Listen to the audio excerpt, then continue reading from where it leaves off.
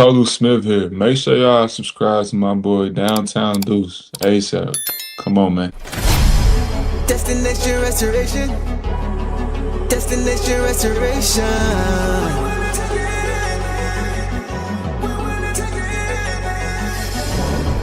Destination restoration. Destination restoration. It's our time. Can you feel the elevation? We on a mission on vacation. Time to create the separation. Championships and motivation. 313 need no explanation. Miss me with all that conversation. We ready for the confrontation. Counting down to our destination. The final destination. Together all the time together. It's us against the world, it don't get no better. We turned it around, that was the beginning.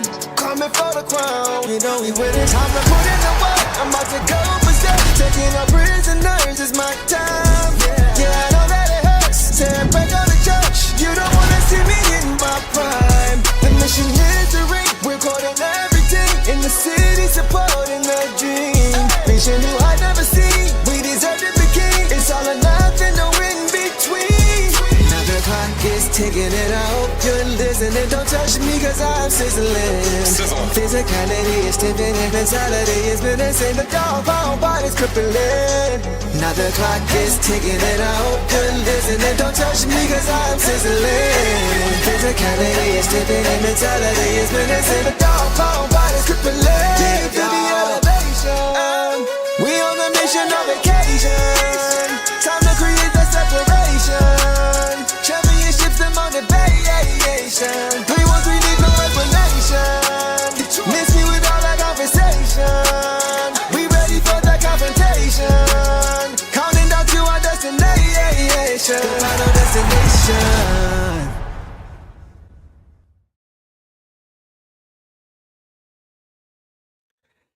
Detroit basketball. What up, though, everybody? Welcome back to another episode of the Downtown Deuce Show with the boss. Hope everybody is having a great Wednesday night. Happy hump day to everybody. Boss, how you feeling over there? Man, I feel great. Like, after a low energy game, we really pulled it through in the fourth. It's what good teams do, is the ability to close out. We never let them get too far ahead. Yeah, I'm thrilled. And, you know, we got to see some stuff from some of our guys that we haven't gotten to see yet. We added another to the depth, you know. Yeah, it was a good win. It was nice. 100%, man. It was good for them to be able to pull out this win just because it wasn't customary to how they usually play. A lot of guys out, things like that, but they still, through adversity, right? It was kind of a grinded out game, like we talked about offensively, especially to start, but they still found ways to get it done with their depth, which is what we always talk about. So, chat, we see you guys here in the chat, man. Got some super chats here we want to get to. Doug, our guy, coming in strong, coming in hot. Appreciate you, Doug. Says, what did the Pistons do again tonight? They won again because all we do is win. Come on. Shout out G-Mac Cash. Also, he says, oh, what do you say about my guy Chaz Lanier? Now, we're going to get to Chaz Lanier, man. Yeah. We definitely going to get to Chaz Lanier for sure, guys. He played some good basketball tonight, boss. Hey, Deuce, your audio is kind of fading in and out. Y'all hear me?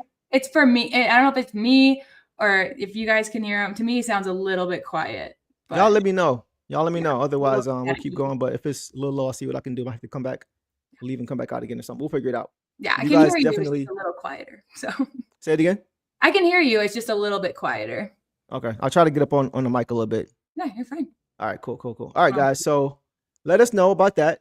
But yeah, back to this game, guys. The Pistons, they took care of business tonight at home.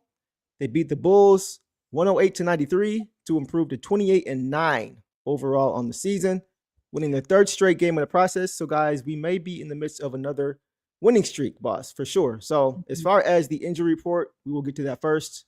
Cade Cunningham was out tonight. He sustained a wrist injury when he came down hard last game. I think it was a layup attempt, and I think he may have tried to break his fall with his hand and kind of hurt his wrist. Okay, yeah, he was kind of squeezing his hand after it, but he played through it. So I don't think it's anything serious, but we'll keep an eye on that. Also, Jalen Durham was out. He's still out with his right ankle sprain, and Tobias Harris was missing with his left hip strain. Caris LeVert was available. He missed his last few games with that left knee tendinopathy, but he returned. And the big change to the starting lineup tonight, guys. The Pistons went with the starting five with Kate out of Jaden Ivey.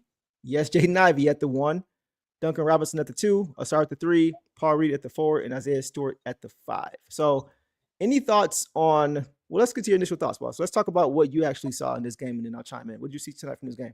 Yeah, I didn't think it was like a horrible start. I thought it was just, you know, that starting lineup, that lineup we haven't had yet. Some guys just need to get used to each other. That's kind of what it felt like. And we were just matching, you know, the Bulls, and then it kind of got away from us. The Bulls were getting out on transition and we weren't. But we really just pulled it together, and I felt good about it. I felt good about a win the whole time, even when we weren't playing well, because the fact that, you know, we were still in it, not playing our best, was a good sign. Because we've seen it before. We've seen our bench squad just like light it up, and so I knew that they would, and we got a good momentum break. So yep. I'm just thrilled that, you know, we beat the Bulls. This is also the second time we've beaten the Bulls without Cade. You know, like, so right, because last game, right? Yeah, the last game in November. Yeah, that was when like Paul Reed popped off for like 28 points. Right. But I just thought that was interesting. And yeah, they're young guys. I told you I was worried about Ayo and Mates, and those guys showed out for their team. But I was worried about them because those are the guys that usually only show up for their team, you know? So we did really good, and we spread it around. And I mean, just incredibly proud of Stu, incredibly proud of these guys. I'm excited to talk about them. There's not a lot of negatives, I think, individually. So yeah, I mean, this was a great team win. They had to do it by committee, right? We were missing a lot of offense tonight with Cade out, JD out, Tobias out. That's a lot of offense. So it was tougher playing. What's that? Trade alert. Yeah, do you see it? I heard that he wanted to go there. I wasn't sure if it was finalized yet. So that's like interesting. It was for CJ McCollum. Man, he be getting shipped around, bro. That's crazy. I mean, honestly, an upgrade for the Hawks. No, it definitely is an upgrade. Definitely an upgrade for sure. So thanks that'll for be interesting to see how that works. Yeah, for sure. Sorry to interrupt. 4-team trade. Trey Young. Wow. Okay, going to the Wizards. All right. Yeah, so it was just hard for the Pistons tonight to really get any offense going in the half court because it's tough to play like that without Cade, right? So I was hoping just to see the Pistons get out and run as much as they could. They really weren't able to in that first half, though. They really was taking the ball out of the hoop a lot, and they were turning the ball over, and the Bulls were running off of their turnovers. So the offense was clunky in the half court in the first half. It just wasn't a lot of flow, wasn't a lot of movement. And the Pistons as a whole, they all had to look to kind of be more aggressive than usual offensively. And you saw it a lot. Like you saw a lot of late clock stuff, a lot of low quality shots, guys going one-on-one, just doing things that they are not really accustomed to doing offensively. And that's why we saw some turnovers. And it's tough. Like when you haven't been able to rep it out, you know, with so many guys missing, it makes it a little tough to play as clean as you'd like to play. So it was understandable. Yeah. It was frustrating, but we got to keep in mind who wasn't available tonight to really help us offensively. So that was good to see us still be able to find a way to get it done, boss. Yeah, and I think, you know, some of our guys that usually step in on the offense, like obviously Daniss had a great game, as like people in the chat are saying, the floor general Jenkins. But, you know, he can, you know, he's also someone who's shown offense too. Sasser didn't play much and didn't hit his threes. Ivy wasn't, you know, making some of his shots. So like you said, the guys on offense that were out was impactful. And then just having some of our guys that we can usually like rely on for 10 to 12, they weren't really hitting. But, you know, we got Beef Stew getting career highs out here. So I know it's crazy, right? Crazy, man. Yeah, Stew went off. By the way, guys, we just we're trying something new here. So what we're going to start doing as far as every game before we get into the box scores, we're going to have a poll for you guys. We do it already, but we're going to have an actual poll now to make it more interactive. So every game to start the post-game show, we're going to have a question for you guys, a poll as to who you guys think should get the belt. So you guys may see that in the chat now. So you guys go ahead and chime in with who you think might get the belt, and then we will review and show the results later in the show. So also, boss, as far as the second half, right? Because it was like kind of a tale of two halves again, for sure. Even in the third quarter to start, it was a little bit of a struggle. The Pistons still weren't really able to get stops and scores like they'd like to. And once again, the Bulls were kind of still running off of their misses. And it was like a cycle. It was just over and over. It was a cycle of bad offense, leaving the Bulls runouts. But the energy really picked up when that bench unit came in, boss, and really just created turnovers, getting us out and running. That was the key to the game for me. That was the key to the game. Will the Pistons be able to create enough transition offense off of their defense? Because in the half court it was tough. Yeah, I agree with that too. It was just, low energy coming out of the half, because I was hoping that we would come out of the half strong, and especially just after the first half, because we did okay. We were up by 2, but we let the Bulls. That was the Bulls' biggest run, was basically the third quarter start. And some of these guys, just because JB has gotten some criticisms in the past and a couple games about lineups because he has so much depth. I think that what he did tonight, and we'll get to it later when we talk about the fourth, especially putting some guys back in, the low energy guys that started the third, we didn't see them in the fourth. And so he kind of was just like, I'm going to put in guys that can match this energy right now.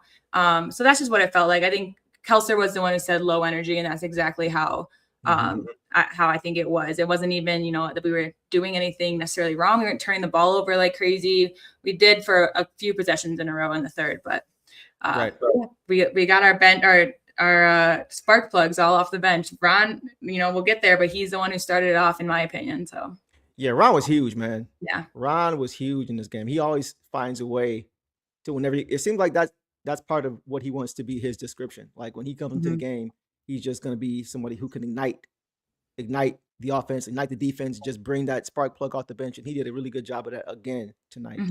Ryan says Cade's giving the belt out, so I'm guessing Chaz will get extra consideration. Right. Exactly. Are you guys seeing a poll, by the way? Yeah, I think so. I'm seeing people chime in. Okay, cool. With the votes. So awesome. We'll get to that in a few minutes. But yeah, for sure. It was good to see that. It was good to see that. Like I said, great team win. Needed everybody. Had some guys really step up on both sides of the ball, which we'll get to. I want to get to Doug again. Doug comes back and says, counted 6 shots, go in and out. Sure could have. Yeah, there was a lid in the rim. Like there were some guys who were missing a lot of shots at the rim that they usually make. In and out. Yeah. It was a game of that for a long stretch. That's also what I think kind of killed us is in the second, is that luckily our defense did, hold the Bulls off a little bit, but yeah, guys on perimeter. I saw Duncan's going in and out, Jenkins, some Ivy ones, like some ones that I was just kind of surprised they went down. That's always when I'm just like, is the basketball being controlled by a magnet? Right. How did that just come back out? Right. Yeah. It was especially in the first half. It was just tough. Devon says, I like how people like got traded and dudes are like, yay, cool. The Pistons want to get it. Yeah, man. Excited about your initial thoughts. I feel it. Y'all know how I feel. Like it doesn't really impact us. So I really don't care as much, to be honest. Well, I get to see the Hawks against the Nuggets on Friday. Well, I don't know. That's 2 days from now. They probably won't be there yet, right? It might be complete by then. They can get their physicals done and stuff like that in time. I mean, McCollum and Jalen Johnson. That's it. That's a duo I'm excited for. That is actually a nice duo for sure. But now are they going to run with Alexander Walker as their point guard? I guess. Yeah, now it's crazy. I guess so. Okay. Or CJ McCollum. He's been holding it down for the Wizards. True. That's true. But it does seem like they're trying to go more defensive with their team, and I'm not mad at them for that for sure. So it's a good trade. They're in a rebuild with trading Trae Young. Right. Right. Yeah. Good. All right, boss. Let's go ahead. I wanted to address that. It's like I wasn't gonna disregard it completely. Devon calling me out over here. But guys, let's get to some box scores, shall we? Boss, let's start with Jaden Ivey tonight. Tonight, guys, Jaden Ivey finished with 8 points on 3 for 7 shooting, 0-2 from 3. 2-2 from the free throw line, 3 rebounds, 4 assists, 1 turnover in 20 minutes, boss. So he didn't play a ton of minutes, but he did get the start. What did you see tonight from J.I.? Oh, right. Yeah. So I liked the way – I thought he had really good defense, and he had an assist and a rebound in the first minute of the game. That's what got me excited about him. And I really do just think, he's been playing – we've been trying to get him back into the 2 zone, and we know he can't play the 1 for us. But I think it was just, I think he did a good job of, 1 turnover on 4 assists. I'll take that in 20 minutes. I think he did a good job of taking care of the ball, making the right decisions. The shots just weren't really falling, but I was mostly, 42% isn't even that bad. He didn't get 3 of 7, but like I said, the defense was just, I think, really good. He stayed in front of his guys really well. He had a couple of times where he was on Montes, and Montes was forced to give up the ball. So that's what I liked from Ivy. And it was the aggressiveness was there, the energy wasn't. For the lineup that he was in. So I wasn't surprised not to see him again in the fourth, but I also wouldn't have been shocked if JB did put him in for those last few minutes for if something. Yeah. I agree with that. I was just, first of all, happy for him to be able to get his first start, just for his sake. It's been a long journey for him because a lot of people didn't think he would ever start again for this team. Now I was hoping it wouldn't come at the expense of Cade not playing. I would have liked to see, those two together, him alongside Cade or even alongside Daniss tonight in this game with Cade being out, especially would have been his first start. Because the Pistons could have went with Daniss at the 1 and kept Jaden on. That was what was telling, is that they still gave him a start. They could have went with Daniss at the 1. Yes. Right. But they decided to go with Jaden at the 1. That was something that was interesting to me because they didn't have to do that. They weren't forced into doing it. We had another point guard, but maybe they did it to make sure they had some point guard play off the bench. Who knows? But it's just going to be interesting to see how it looks, boss, as far as the lineup goes when Cade returns, because hopefully we finally get a chance to see that lineup that we have been waiting to see of Cade, Jaden, Ausar, Stu, and JD. We have still yet to ever see that starting unit, which is crazy to me. So hopefully we get a chance to see it soon. And after the performance from Stu tonight and the last games, he's got to be a starter now. And Kelser even mentioned it, he's getting into less foul trouble as a starter because he's taking it more seriously. Not that he wasn't ever taking it seriously before, but he knows, it's not that he's starting because, he's starting because they have a guy down. And so he needs to be, smart about his actions. I could see Bruce was getting into his head a little bit. They put on a show tonight. Stu obviously won. But there were quite a few jersey pulls in there. And he's just lucky the refs didn't quick for the whistle tonight. But you could tell. So I was a little worried about that, but even he did smart there. So I think going forward, I would keep Stu in the starting lineup. Absolutely. And we talked about it. If that might be the best time to put JI in there. So that for the second half of the season, we have the same starting 5 with that. So exactly. That's a point that we have been hitting on for some time now. I thought he had a great start. He didn't play as well in the second half, but he didn't play as much in the second half. 4 points, 2 boards, 3 assists, and no turnovers in the first 5 minutes. Right? Very under control. He ran the offense very well, made the right play every time, whether it was for himself or for others. Decision-making was really good too, right? Just to kind of go through a few plays. First time down, he made a nice bounce pass to Stu out of the pick and roll for a layup. First play of the game. Next play down, he made a nice dribble pass to create space for Duncan Robinson for a corner 3, right? And that's a big thing. He had a few of like that where he would catch at top of the key and the play is broken, but he would just use his burst, which he's shown his return, to just create a little bit of gravity, to bring a little bit of help as he's getting to the rim and just make a quick pass. And he found guys like Javonte, he found Duncan Robinson. So just his ability to be able to get down a hill is still there. And then he found Paul Reed out of pick and roll for another wide open 3 that he knocked down.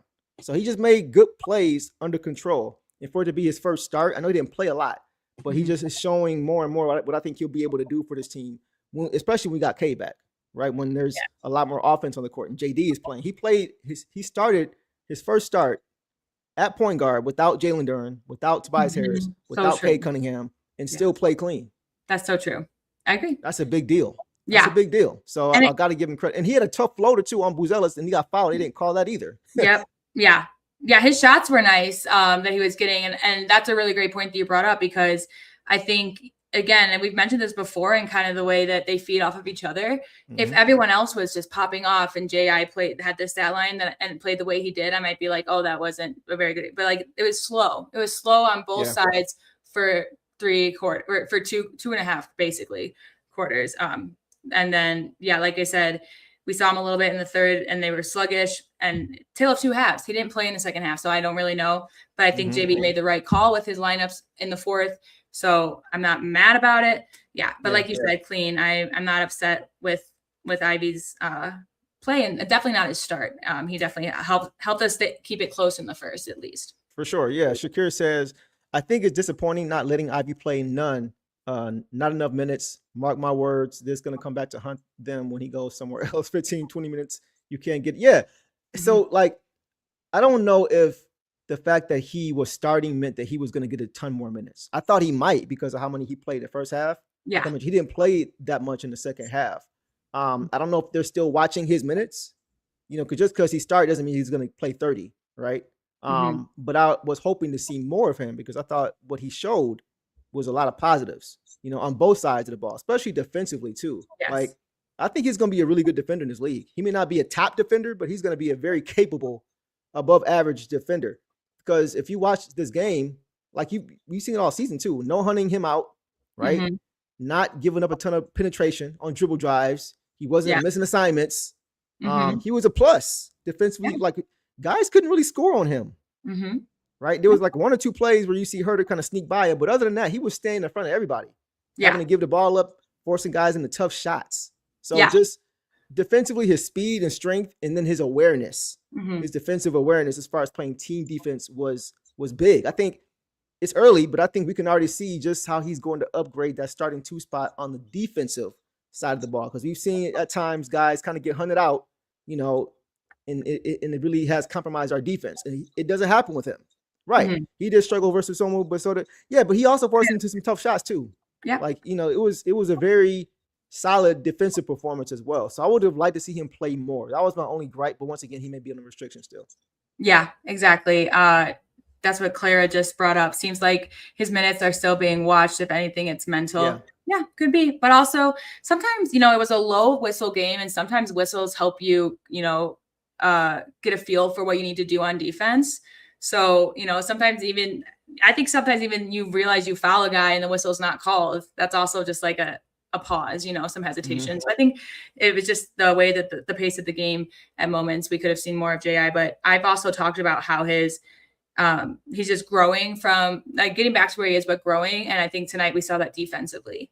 He was a good defender, like you brought up, but he just really held it down, and he did his job on both ends in the minutes, except they were pretty bad about getting off on defense, but all of them in the first quarter, they were pretty bad at it, but that goes to everybody. Yeah, for sure. So I thought he was solid. It wasn't perfect, but once again, it's his first start in over a year.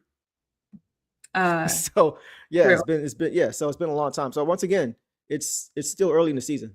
It's still we're not even at the midway point yet, but it is. I definitely think it's time for him to start ramping up and getting more opportunities. I think tonight was a good first step. I just hope that when Cade returns, he doesn't go back to the bench, right? Because once again, we want to get off to good starts defensively, and I think just from that side of the ball alone, having him on the court with a Stu and a Cade and an Ausar is going to make what we want to do so much easier, which as far as being able to get out and run. And he's one of the fastest guys in the league. Imagine him and Ausar in the break. Like he just makes the most sense for that starting group with how we want to play to start.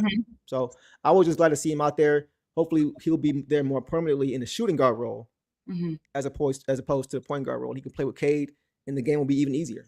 So agreed. So we'll see. All right, guys, let's keep it pushing.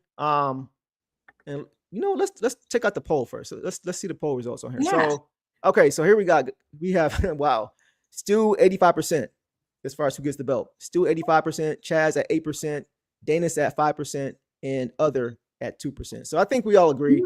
Okay. I think Stu's gonna get it. I think the fact that somebody made a point earlier that Cade had the belt, so I could see him looking out for a guy like Chaz Lanier to try to show him some love. Yeah, but I don't know what Stu did tonight, man. Like career high, both sides. We'll get to him. Yeah, I think he's gonna be the one to get it. But when you guys get news of that, we'll be checking our phone. You guys let us know. But appreciate y'all chiming in, man. We're gonna do this more often with the poll. So boss, I personally can't see the poll, so I'm gonna need you to voice it. Oh, you can't see it? Okay, I got you. Yeah, thanks.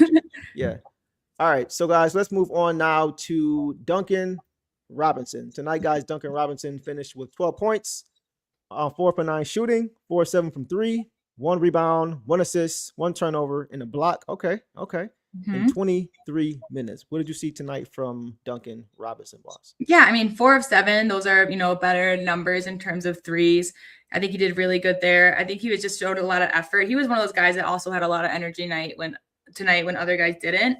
In the second, he hit the 3 to untie the game after the Bulls got some momentum. And I heard the crowd. It was great. They were waiting for something because the Bulls went on a little run to tie it up. And then in the third, he got the 3 at the top of the key, but that was all because of ball movement, off the ball movement. He was just running around, setting screens, getting open, and he hit that. So that I just really appreciated from him. And then, of course, like you mentioned, the block and just getting, he mentioned at the halftime interview that they need to get more boards. He only got one, but they were guarding the paint down there, the Bulls.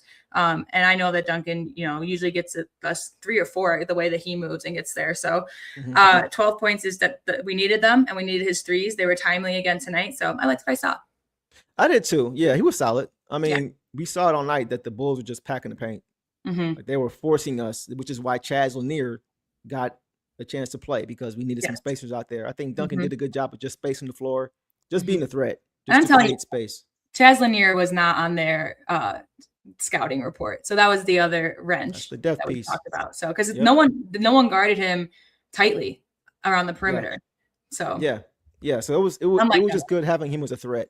Yes, Duncan as a threat tonight out there, and even and Chaz as well. Like, and both of those guys were able to find success because they were packing the paint over and over and over again and trying to force us to beat them in half court with our shooting. So it made sense why the Bulls did that. It was nice to see the Pistons respond. So Duncan was solid. He was solid.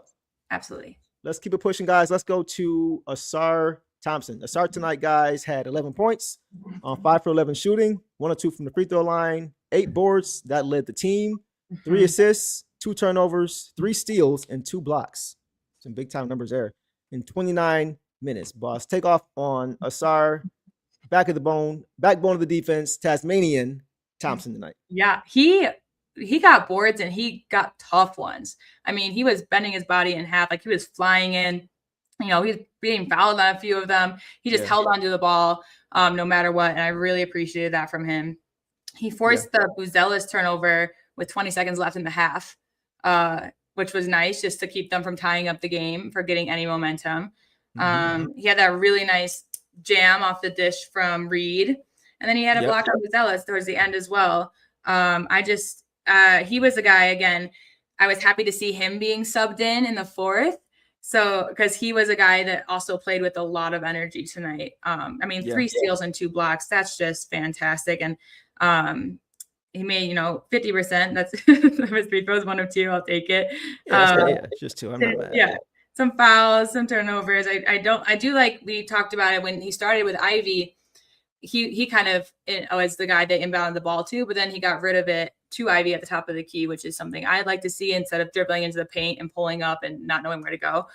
So I think he did a really good job with that. I thought his decisions were pretty good. 2 turnovers isn't terrible, but I think the boards tonight just really stuck out for me because he was crashing them. And the Bulls, were out rebounding us. And that's why, that was brought up at halftime and what they need to fix. Ausar was just not letting that happen when he was on the floor. So I think he was in for the perfect amount of minutes. I'm glad he finished out the game because, he looked like his prime defender again tonight. Yeah, I think he did too. I did notice that the Pistons had him as a secondary ball handler tonight to kind of help Jaden a little bit in his first start. Once again, that's hard to come in, have not started for so long, and then to do it a little bit out of position. He can play point, but he played shooting guard last year, and that's the future for him. Yeah. So they had Ausar just kind of being his kind of safety valve, bringing the ball up at times, just taking a little bit of pressure off so his usage wasn't so high with the basketball in his hands. I did think that was a good idea. I think he kind of did a little bit too much, and it wasn't just him. A lot of guys were doing a little bit, I think, too much offensively, because once again, so much was missing. So it's hard to gauge in game how much you need to compensate for who's missing. Exactly. Sometimes you're not going to do enough. You're going to be too passive, and you got to do more. Sometimes you're going to do too much trying to help your team, and you do too much, and now you turn the ball over. I think that was the case tonight with Ausar. There were some times when he was just doing a little bit too much with the basketball, right? Yeah. Just trying to make something happen. He drive to the rim, lose the basketball, things like that, which we've seen in the past. I'm going to give him a little bit of a pass tonight just because so many guys were out. It's a big deal when you don't have that consistent lineup that you're used to, and you're being asked on the fly to do more offensively. Well, how much? Everybody had that question, it seemed like on the court, like, okay, what do we do? Even guys like Javonte, who doesn't usually turn the ball over, he at times was trying to dribble to the hoop and doing too much. So it's hard when you got so much missing for everybody to balance their offense out just enough. It's going to be mistakes in there. And I think that was kind of the case with the start tonight. But, and I think some of his drives, that you were talking about were earlier, and then he just kind of, turned into defense and rebounds. But that was also gauging the refs, because there were a few times, he got fouled. So it's also just like, well, I'm going to take this drive and I'm going to try to make it, and hopefully I get the whistle. But there were no whistles either tonight for really either. Yeah. So I think that also just played a factor in it. And I mean, he was one of the only guys that got to the line for us. But but I do agree that some of it's a little bit. Sometimes he brings the ball up, and I'm just like, that would be if Javonte was on him, Javonte would take that immediately. You know? Yeah. And Torch, like it's kind of what we're talking about. Like he says, I just want Ausar to take jumpers. He won't and just dribbles into the paint and gets stopped or turns it over. Yeah, I mean, I wouldn't mind seeing that too. Like the mid-range jumper, I'd like to see more of from him. He's got to work. If he's not going to shoot the 3 ball, right? The midi jumper needs to be it when it's there, because his shot's not going to get blocked. They're going to give it to him, so you just got to take that shot for sure. So that's the only thing I would say about Ausar. But the turnovers, as far as him trying to do too much, like I said, I'm not going to give him too much flack on that, just because of the situation and circumstance of not having the offense there. It's natural to try to want to do more when you know guys are out. So I'm not going to get on him for that. But that's pretty much all I have for him. I thought he was good in the boards. The extra hustle plays that he always makes, right? The play when Modest got the board and he stuck behind him, got that nice steal, got the pass to Reed. I think you mentioned that for the layup. That was nice. Just the hustle plays, the heads up plays. So yeah, I thought Ausar was pretty good. He wasn't great. He had them turnovers, got to get those down for sure. Like we talk about, got to take the open shot when it's there. But aside from that, I have no issue with Ausar tonight. Yeah, same. Again, just really happy to see him, balling out on the boards. I just love when they, just like we said with Ivy, he picked up his defense when his shots were hitting. Like, just as long as you're doing something beneficial on the floor and not just, being stagnant. Before we move on too much, Organic Lindo has a question about Ivy for you. Deuce, how do you feel about Ivy setting off-ball screens and going to the corner instead of being on ball and people setting screens? Well, here's the thing. I think that's what's going to happen, bro. I think just tonight they had him running at point, right? I think if he'd had Daniss Jenkins in the game with him, we would have saw more of that. We would have saw more off-ball movement, but he was on ball tonight. I was kind of confused as to why, for his first start, he would do it playing point guard without another ball handler on the court with him. I was surprised to see Duncan Robinson starting with J.I. I was hoping to see, even if it was Caris LeVert instead, but just somebody who can give you some ball creation, some ball handling, take some pressure off. I know they thought Ausar would be the one to do it, and I think he did okay, but I'm not comfortable. When I think secondary ball handler, I'm thinking Jaden, he played point, and then I'm thinking Daniss Jenkins. I'm thinking, not K, he's of course the lead guard, but I'm thinking Caris LeVert, like somebody who you can trust with the basketball to kind of just get things going for you offensively. So to me, it was weird to see Duncan, the one shooting guard on this team who really doesn't have a lot of that, starting with J.I. in his first start out of position. So that was a little bit confusing for me. But I do think Organic that, once he is back at his natural position of off guard, we'll see a lot more off ball movement like we've seen in previous games. It's a good question though. Agreed. Yeah. All right, guys, let's go ahead and keep it moving. Let's jump now to B-ball Paul Wall. Tonight, guys, Paul Reed finished with 9 points on 4-10 shooting, 1 of 3 from 3, 6 boards, 6 assists. Yeah. For Paul Reed, second on the team tonight. 1 steal in 26 minutes, boss. Take off on your boy, Paul Reed. Yeah. Oh, they didn't give him the block on Patrick Williams in the third. I thought he had one too. I thought they missed some blocks tonight because I thought J.I. had 1 or 2 blocks too in this game. I wrote them down, but I guess there's some they've changed the blocks so that they have to be going for a shot. I don't know, but we'll maybe it'll be adjusted. It should be. But we got a B-ball Paul 3. Which I loved, and he banked it. I love bank shots like that, because it looked for me. I saw that and I was like, that is too hard, too long, like that's going off the edge. But he banked it in perfectly. Love to see that. Great defense in the first, just forcing turnovers, getting in passing lanes, being handy as we know he is. Yep. He just, great assists behind the backs. He was seeing the floor so well. Good passer for a big man. Yeah, and his shots at the rim, he had a couple, but he had a couple mid-range too. I love the one that he did in the fourth.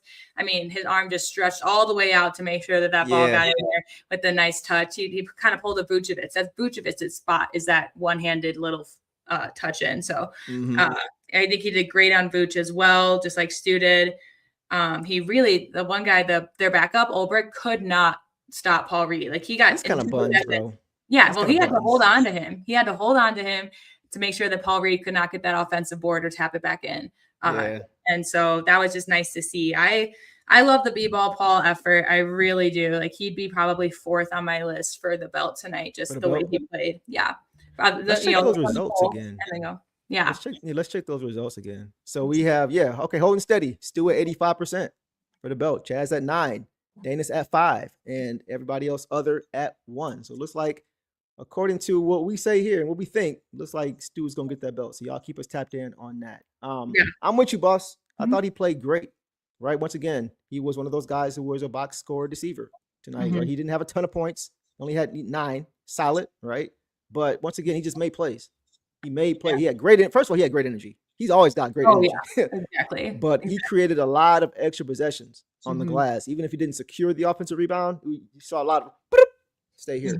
Right. Just defensive, fouls trying to box him out and keep him out of the paint. And they couldn't. So that was good to see. I thought he also protected the paint well as well. He didn't get a ton of blocks, but the way he was able to bother shots, ultra shots, prevent shots from going up because he was stepping up, things like that. That was big. And you mentioned the passing. The passing was great, man. Yeah, so I love what I saw tonight from Paul Reed, man. He's continuing to show that he can be that third big off the bench. First big off the bench for sure. Third big man. Yeah. 100%. Yeah. Love it. All right, that's all I got on him. We'll leave it there, guys, and we will go to the player of the game, the winner of the belt, unofficially, Isaiah Stewart, guys. Beef Stew, man, what a night. He finished, guys, tonight with 31 points on hold on, get this, 14 for 17 from the field, boss. That's crazy. 14 for 17 from the 2 field. 2 threes. 2 of 3 on threes, 1 or 2 from the free throw line, 3 rebounds, 1 assist, 1 steal, 2 blocks. Did all that in 30 minutes, guys. Oh my boss, God. What were your thoughts on the DPOY? Oh man, beautiful. 14 to 17. I mean, that's incredible. Just to go again with his career high 31. Another reason why I'm glad we pulled it out for him, because when you have a game like that, when one of your teammates is having a game like that, you need to get the win. So I was just super impressed by him there. I mean, consistently scoring over Vucevic in the first. Vucevic had to change his game. Vucevic wasn't getting anything at the rim. He had to, do his little mid-range floater in order to get away from Stu. Yeah. Yep. And when he had the big corner 3 when we needed, and then the next play was the one at the top of the key. He had that swat on Trey Jones, a huge momentum dunk. The third quarter, he just really just kept us in it, because that's when the Bulls went on their run, and then we went on, we just stayed in it. And then his career high was, I think, the 31 was off of a slam, a beautiful slam. I think the assist was Jenkins, but probably if it's 1 of 15. But he did. I just admired Stu so much tonight, and I think he stayed out of foul trouble. Yeah, only 2, and both of them were like jersey pulls, and they were back to back. He got those 2 out of the way, and then was like, no more. And just to deliver like that when the Bulls are really trying to keep you out of the paint. Like, he was the only one that could get over Vooch, and then also the threes. He was just feeling it tonight. They could not stop Beef Stew. They couldn't do it. We served it up. Yeah, 100%. Yeah, the stew was served for sure. Edwards from Brazil says, "Go Pistons from Brazil." Hey man, welcome. Glad to have you here, man. Hopefully we see you again soon. If you have any more comments or if you want to say to us, let us know. We'll get you up here. As far as what I saw, boss, this was an incredible game. We always see him play pretty well, but tonight was a different level. We know he does defensively. We know he's a DPOY candidate. All-NBA defense for sure. But I just want to shout out his improved offense. Yeah. Every year he gets better and better on both sides of the ball. We saw a huge jump last year defensively, and we're seeing that continue, but now we're seeing it even just as big of a jump offensively. Nobody expected Isaiah Stewart to get 31 points in 30 minutes. No, that's crazy. Nobody. Someone said it early on, but they were just like, all he does is start fights. That's all. Yeah, I saw that. I see. Yeah, exactly. Then the narrative just continues to change because he just continues to get better. He does it consistently, and it was everywhere tonight. It wasn't just like he was 9 for 10 from 3, anything like that, right? But he did it everywhere. Inside, he got it done on the post. His footwork is vastly improved. His finishing around the rim is vastly improved.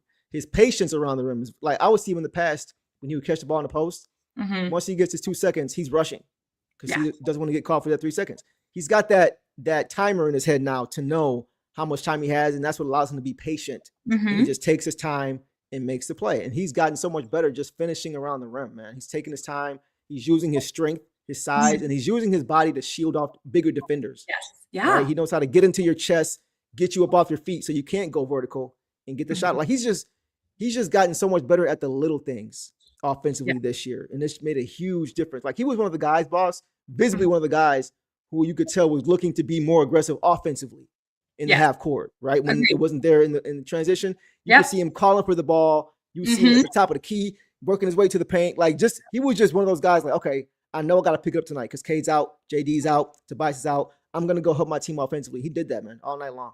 All night. Absolutely. And I completely agree. He definitely knew that, the paint game is where it's at. So he's the one to get it done.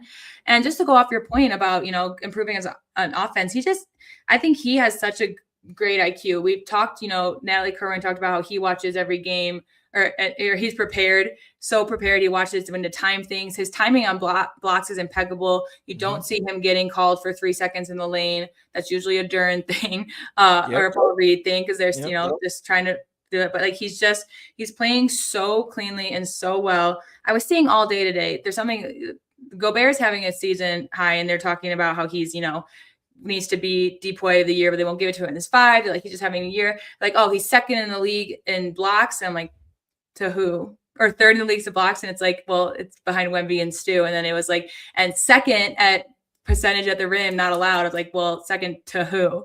Right. Stewart, so he's making a case for himself. And as a starter, cool. It could be a little better. But I just remember reading about that and being like, I like, he's second and third in some of these categories. And the one above him is Isaiah Stewart. That's right. And he's just playing so smart, so intentional, and I'm sure. Tom. Yeah. Hi, Tom. What's up? Again. Give us your take on this game. Go ahead. Yeah, let's go. Yeah, but I just think, as a guy who we know is a hothead, he hasn't gotten a tech in a long time.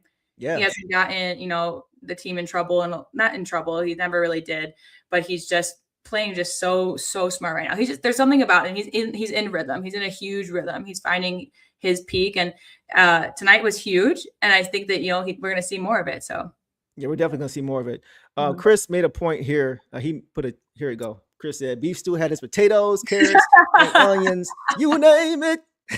In this game today. I love that. Yeah, he brought it all, man. It was just nice. Yeah. It's nice to see him. Like he was scoring in all 3 levels. He even had a few shots in the mid-range that were available that he knocked down as well. So like Stu getting it done on all 3 levels is something, like I said, nobody really saw it coming even as early as a year ago. Right. As a year ago. So just to see him continuing, like I always say, he may not have the highest ceiling in the world. There's a lot of guys that may have a higher ceiling than him. But he becomes a better player because he gets closer to his ceiling than most people do, and most players do. Yes, so that's a testament to just the work ethic. That doesn't happen without work ethic. So, and look, he's our longest tenured player, and he's still improving. That just says so much about where his point. Great point. He's the elder statesman, and he's still working on his game. That's infectious, right? Yeah. That sets the tone for your culture.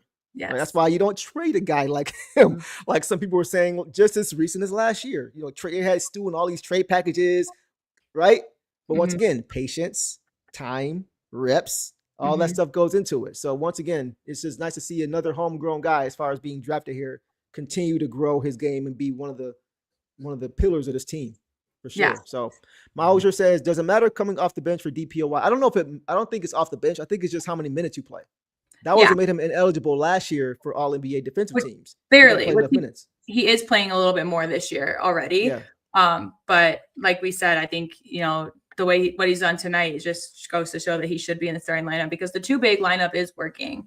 And because again, they even tried to stop our paint game, but both Paul Reed and Stu were able to break that at times. Yep. I love this message. Stu doesn't have the highest ceiling in the world, but he's willing to build it. Right. It doesn't matter. He's like, okay, this is the hand I'm dealt. And it's crazy even saying that because he's a freak athlete compared to everybody else. Right. Yes. But on NBA standards, like, okay, I don't have all these other natural gifts, but okay, I'm going to work with the hand I'm dealt and make the best out of it. And he's one of the best defensive players in the league without a question about it. So once again, just shows that work ethic that he's had, man. It's just incredible to see. I love how he just kind of leads by example in that department. Yeah. And it really does rub off. Go ahead. Clifton has this, and I didn't see it, so I didn't address it. But did y'all address Ivy not standing up off the bench at the end? Am I tripping and stirring the pot? I didn't see that. At what point did that happen? I didn't see that at all. I did see someone say that Ivy wasn't happy early on. If Ivy's not happy, it's with himself. It's not with the team. I don't understand what the conversation is at this point. Yeah. This is his first start of the year. first start since last year. I don't really know what the conversation or dialogue would even be after one game and him in the lineup as a starter without Cade Cunningham along with him.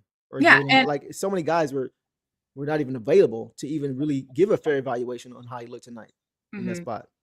Yeah, and that's kind of where I'm at too. But again, I didn't see it, so I can't really address it.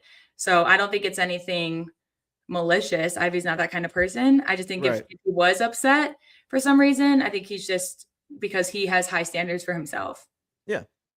So I'm not reading anything into that at all, to be honest. I'm just going to continue to let the process play out. Right, he's about 20 games in, I think now. So yeah, let's just wait and see how he looks when we have our full, complement of players, and just kind of go from there. But I'm not judging anything off tonight. I still thought he played well tonight, even despite that. So he contributed to the win. So we'll leave it there, guys. Anything else on Stu, boss? No, just congratulations, Stu, on your career high. That was in a game. It was earned. For sure. Abraham says Stu in the lineup is a game changer. I've been right there with you, bro. I've been right there with you, man. It's just as far as style of play. I love Tobias Harris and what he brings, but fit wise, Stu just made so much more sense to me. Y'all probably tired of me saying I've been saying it since the beginning of the year, so y'all probably sick of hearing it. But this is why. Yeah, this is why. And the great thing is he's showing when given extensive minutes in the starting lineup that he's not just a defensive player. Yeah. Right. We know that's what we want to be first, defense first. And he's showing he can be a decoy. But offensively, he's showing you it may not be as much drop off as we may have thought with him there. Because that was kind of the thing we were saying, boss. Is like, okay, bring him and J.I. back together. Right. To start. That way, if you lose Tobias offense, you still can kind of get a lot of that back with Jaden on the court as well as another ball handler. But now it's like when he's getting 31 points like this, even though it's not what he's going to average or anything like that, he's still showing you that he can still be an offensive weapon along with those other guys. It's not like he's going to be just somebody who's just out there for defensive purposes. So when you get games like this, it gives me even more confidence. Yeah, he can go ahead and start now at this point.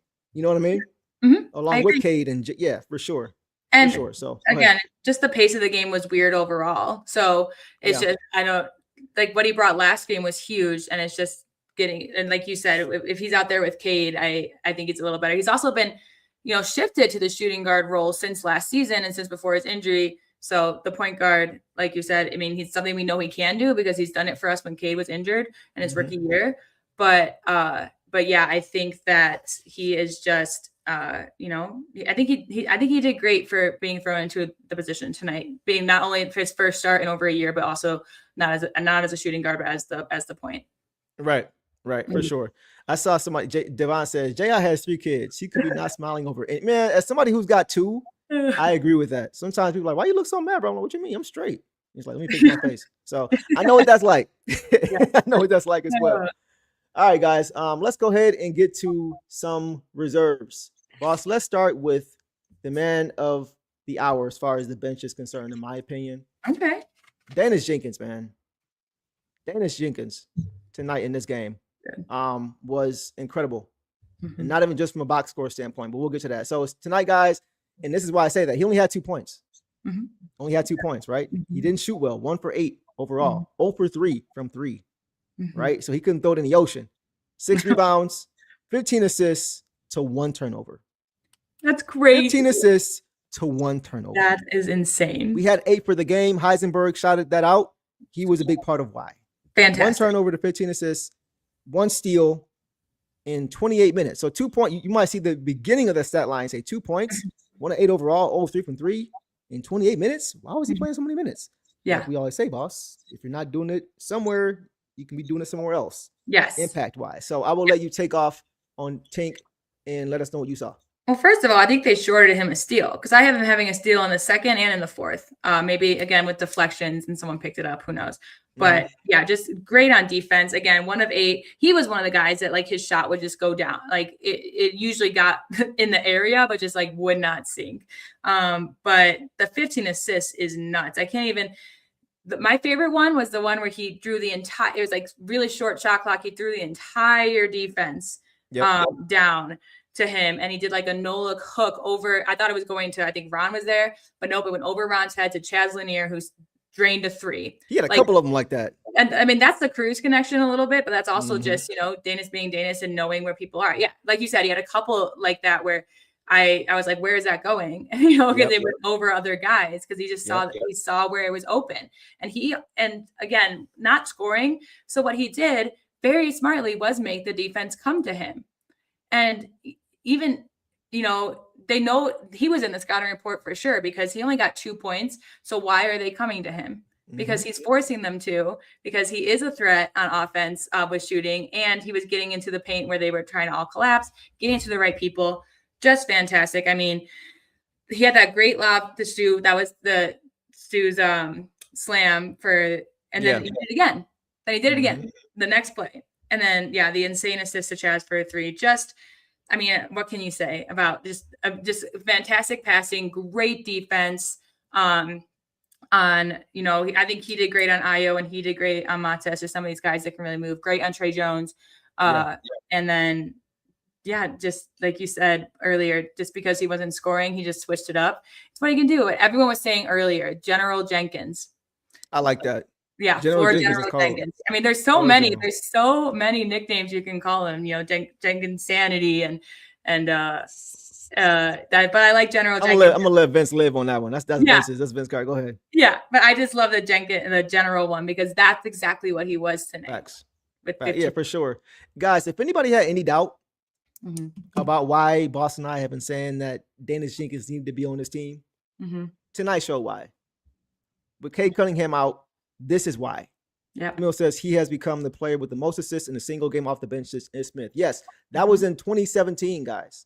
So it's been 8-9 years since we had a guy off the bench give us that many assists. Yes. Right. And once again, this is why you have him on your team. Yeah. Because, right, Clara, he is a very smart point guard. Exactly. Other than Cade, he is the only natural point guard on your team. We can't always expect Cade to be available every single game. There's going to be injuries. It's going to be games where he needs rest. Yeah. All these things happen. We know more than anybody how injuries can affect your team. Yeah. You can't always allow on Cade to be available. And when he's not, who do you go to? This is why you go to Jaden Jenkins. Like you mentioned, boss, he's a floor general, General Jenkins. He sets guys up. And he showed that even when he's not scoring, because he was one of the guys I meant when I said a lot of guys miss shots they usually make. He has some shots point blank at the rim that he usually makes. Yeah, exactly. Shots open that he usually knocks down. Wasn't happening. But he adjusted his game and said, okay, how can I still be impactful in this game? He didn't keep shooting the ball. No. Right? He's a point guard. He's going to look to get his other guys involved. And that's what he did tonight. 15 assists to 1 turnover. But y'all know I'm the assist turnover ratio king. This is why I like his game so much. He takes care of the ball. Yes. Like, even if he didn't have, even if he just had 5 and 1, that's still, he's taking care of the ball. But 15 and 1, bro, that's why I'm always like this when he's got the ball. Yeah, I know. I'm chilling. I'm chilling. You don't have to worry about that. Masha says, do we consider Jenkins? We just talked about this last show. Yeah. I personally do. Yeah. Personally, because he's got so many ways. He can affect the game in so many different ways. You mentioned the defense. Somebody mentioned him skying in and grabbing rebounds. Yep. Right? Just doing everything. He does whatever is needed at the point guard spot that you want to see. So if he's having an off night, he can still be one of the best players in the game because he has so many ways of hurting you. Yeah, he's definitely like I said, just to sum it up last time, he's definitely better for this squad this year. And Schroeder's biggest impact last year was giving us that presence to get us to the playoffs and in the playoffs. And that's just something that, is super valuable. But Daniss with this group, especially since so many of them have played in the G League with him because we have such a deep bench. I do consider him the upgrade. He fits what we want to do more this year in terms of getting out fast and the crazy defense. I mean, Schroeder's very smart, but I love Daniss with this squad. Yeah, like he doesn't take bad shots either. That was my only knock on Schroeder last year. Sometimes you see him do some step back air ball threes. Like, come on, bro, we need that shot. But I just love he's so under control. He's so under control, and you can trust him to make the right play. The offense was really bogged down early in that third quarter. There was even before we started getting out and running and getting turnovers. Even in the half court, he was the sole guy, like off the one-on-one, just getting penetration and finding guys in the half court. He was the only guy who was doing that for us. Like the whip around pass you mentioned earlier, the few that he had, the guys like Chaz Lanier, were all off penetration off his own dribble. Yeah, he's got the speed to be able to get by his guy, and he's crafty enough to be able to draw in defenders and he's got great vision. So he's going to find you if you're open. He does everything you want him to do Yes. as a point guard.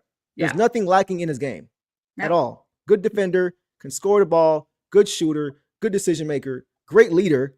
Mhm.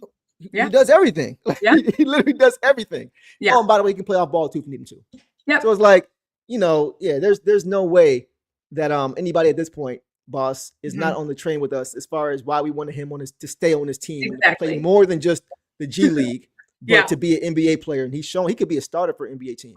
Yeah. He's looking now. So That was hopefully he still stays here because that's not Mhm. what we want. But That's he has my- that ability for sure. Go ahead, boss. That's my biggest fear, is just because there's a few teams out there that are really looking for a true point guard, like Minnesota, the Yeah. Blazers, because they have Lillard, but he's not coming back this season, And so that was my biggest fear, is that he's, he obviously has interest. And again, like I said, the Bulls definitely did their scouting report on him. He didn't get any easy shots, and he wasn't making them. I saw him, he drained the 3 after a whistle. I was like, oh, maybe that will get him hot. But then he had on a low clock, had to do a longer one, and that one I think went off the front of the rim, and I was like, okay. But again, I don't care. He did 15 assists and everything else, right? So Yeah. I don't care at all. That's just really impressive to me though, Mhm. that he could have such a bad shooting night Yeah. and have such a high assist total. Yeah. Like a lot of guys like will shoot their team out of the game because they're trying to get themselves going offensively. LaMelo Ball. Right. Right. No, that's a great example. That's a Yeah. great example. You're trying to help your team, but you're doing too much because you're hurting them with the bad shot selection and looking guys off. Like he knows how to keep guys engaged. Mm-hmm. He knows how to keep guys engaged. That's important, man. Like so. Zero. Say it again. Jalen Brunson had 0 assists. Brunson had 0 last game had 0, on yeah. Monday. Yeah, that's insane. So yeah, for us to be a defensive team and to not have a ton of offense off the bench, Mhm. like he's going to make sure that you're getting put in position to score. Yeah. He knows his personnel, like we all say, he knows his personnel. He knows the weaknesses of these guys, knows their strengths. So if he sees Chaz open, he's going to find him. He sees Stu under the rim, he's going to find him. He sees Ausar cutting or Ron cutting, he's going to find him. You know what I mean? Yeah. He knows he knows how to make the right pass and who to make it to, depending on where they are on the floor, based on their weaknesses. Like he's just a smart player, man. He's extremely smart. And also you can see he whips the passes again, which is what I love about him, but you can see him barking instructions out there too. You see him talking, you see him pointing, but he's doing it in a way, it's not giving away anything to the defense. And what's crazy is that he has a connection, or he's saying something. I want to know the communication with the team out there, to the point of I thought he overthrew a pass to a player. Yeah. But it was actually to the right player. Like what is the communication out there for them to know that, or do they just trust, that he's making the right play? Because it, like you said, it happened a couple times where it just went over someone's head. I was like, oh, he was way off with that. But then I saw, another guy cut and catch it and shoot it and make it. I was like, what? Oh yeah, you definitely run that, and you trust it's going where it's supposed to go. Like he makes that skip pass a lot, where it looks like he may be going to a roller in the short roll, but he's actually, or in the roll, but he's actually hitting the corner. Yeah. Right. Though they run that kind of stuff in practice, but the thing is, you trust that he's going to make that right pass because he's shown he can do it. It's kind of crazy. Not a high turnover guy. Him and Kate kind of have signatures in the way that they play as point guards, and they're different, but both so good at what they do. Yeah, and that makes it hard to defend against because you got 2 totally different styles coming in the game. Yeah, just as impactful with how they do it. Yeah, love it. Great game from DJ, man. He has, if he hadn't already, he's definitely solidified his spot on his team. That contract will be coming soon. I can pretty much, I won't say guarantee, but I've got full confidence that contract is coming. Yeah. Clifton says, what did Clifton say? I was at the moment JB and Daniss was funny. Okay, yeah. So that was funny. I think that did you see that play? Did you see what happened? Yeah, he grabbed his face. I think that happened because it's funny because Daniss, he was trying to push the pace. He wants to push the pace every opportunity, right? Mm-hmm. The only problem was Javonte Green lost his shoe.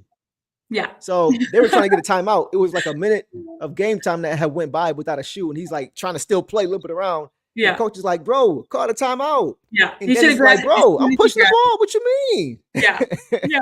And it's like mixed signals, coach. You're always on the sideline saying, go, go, go. And right, exactly. For him. I mean, Daniss is so zoned in, and he was just on defense, I think. And then he got the ball.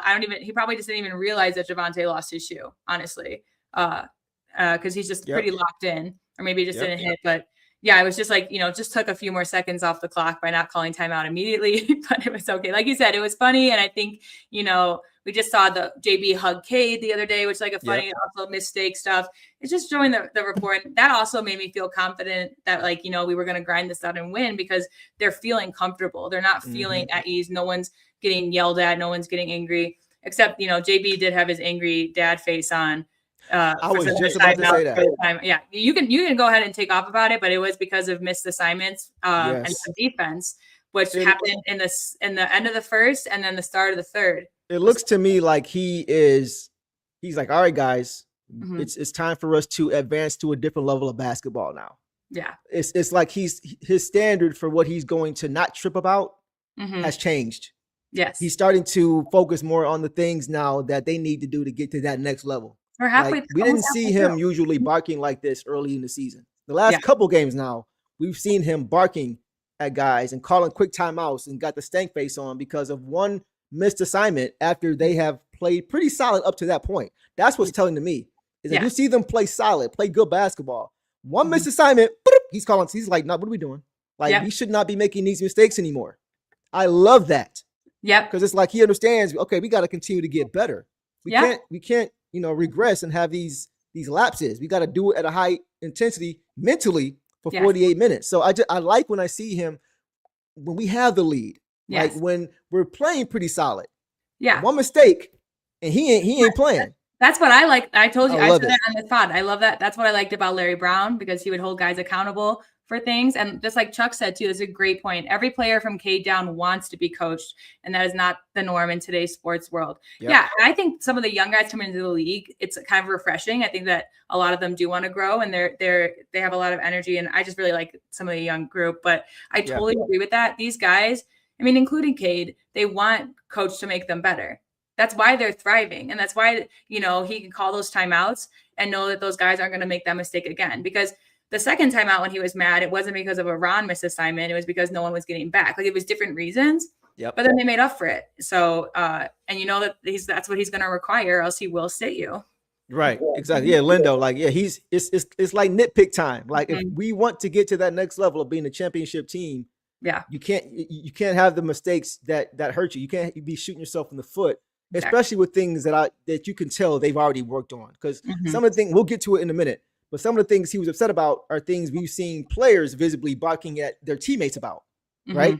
So it's like, we went through this. We shouldn't be having these same lapses if we're going to try to get to that next level. So I just love that he is aware of that. Like, because it seemed like the beginning of the year, even last year, he's like, all right, let me show these guys I support them. Let me show these guys that I'm willing to, build with them and show them that we can do this together through the good and bad. Now we're the best team in the East.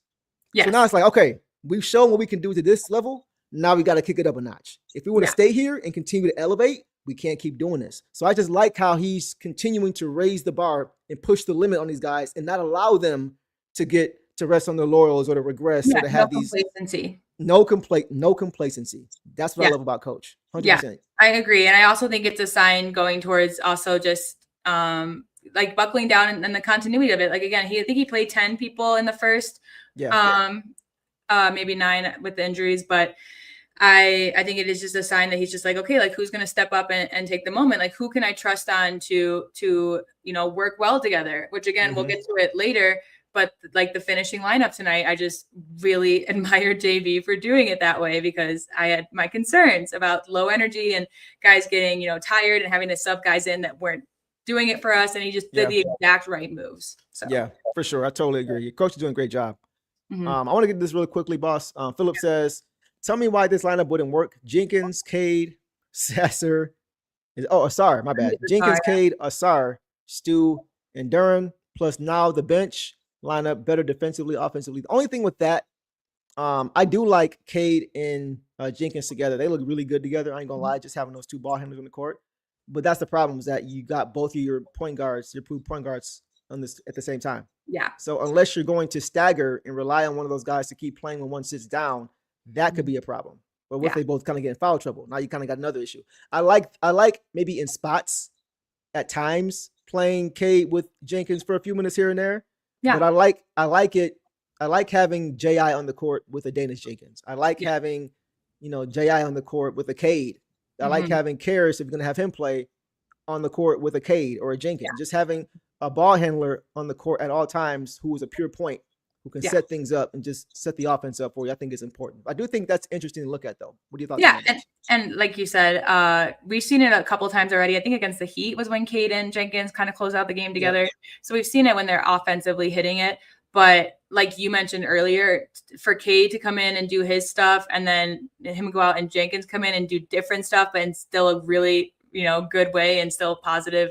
And, that's a threat to other teams, to the teams that we're playing. That's, you're not going to get the same style of play with both of them out there, but you are going to get results, and you're going to get ball movement, and you are going to get scoring, you're going to get defense. So they're very similar with their differences, and those differences are both their strengths. So yep, well said.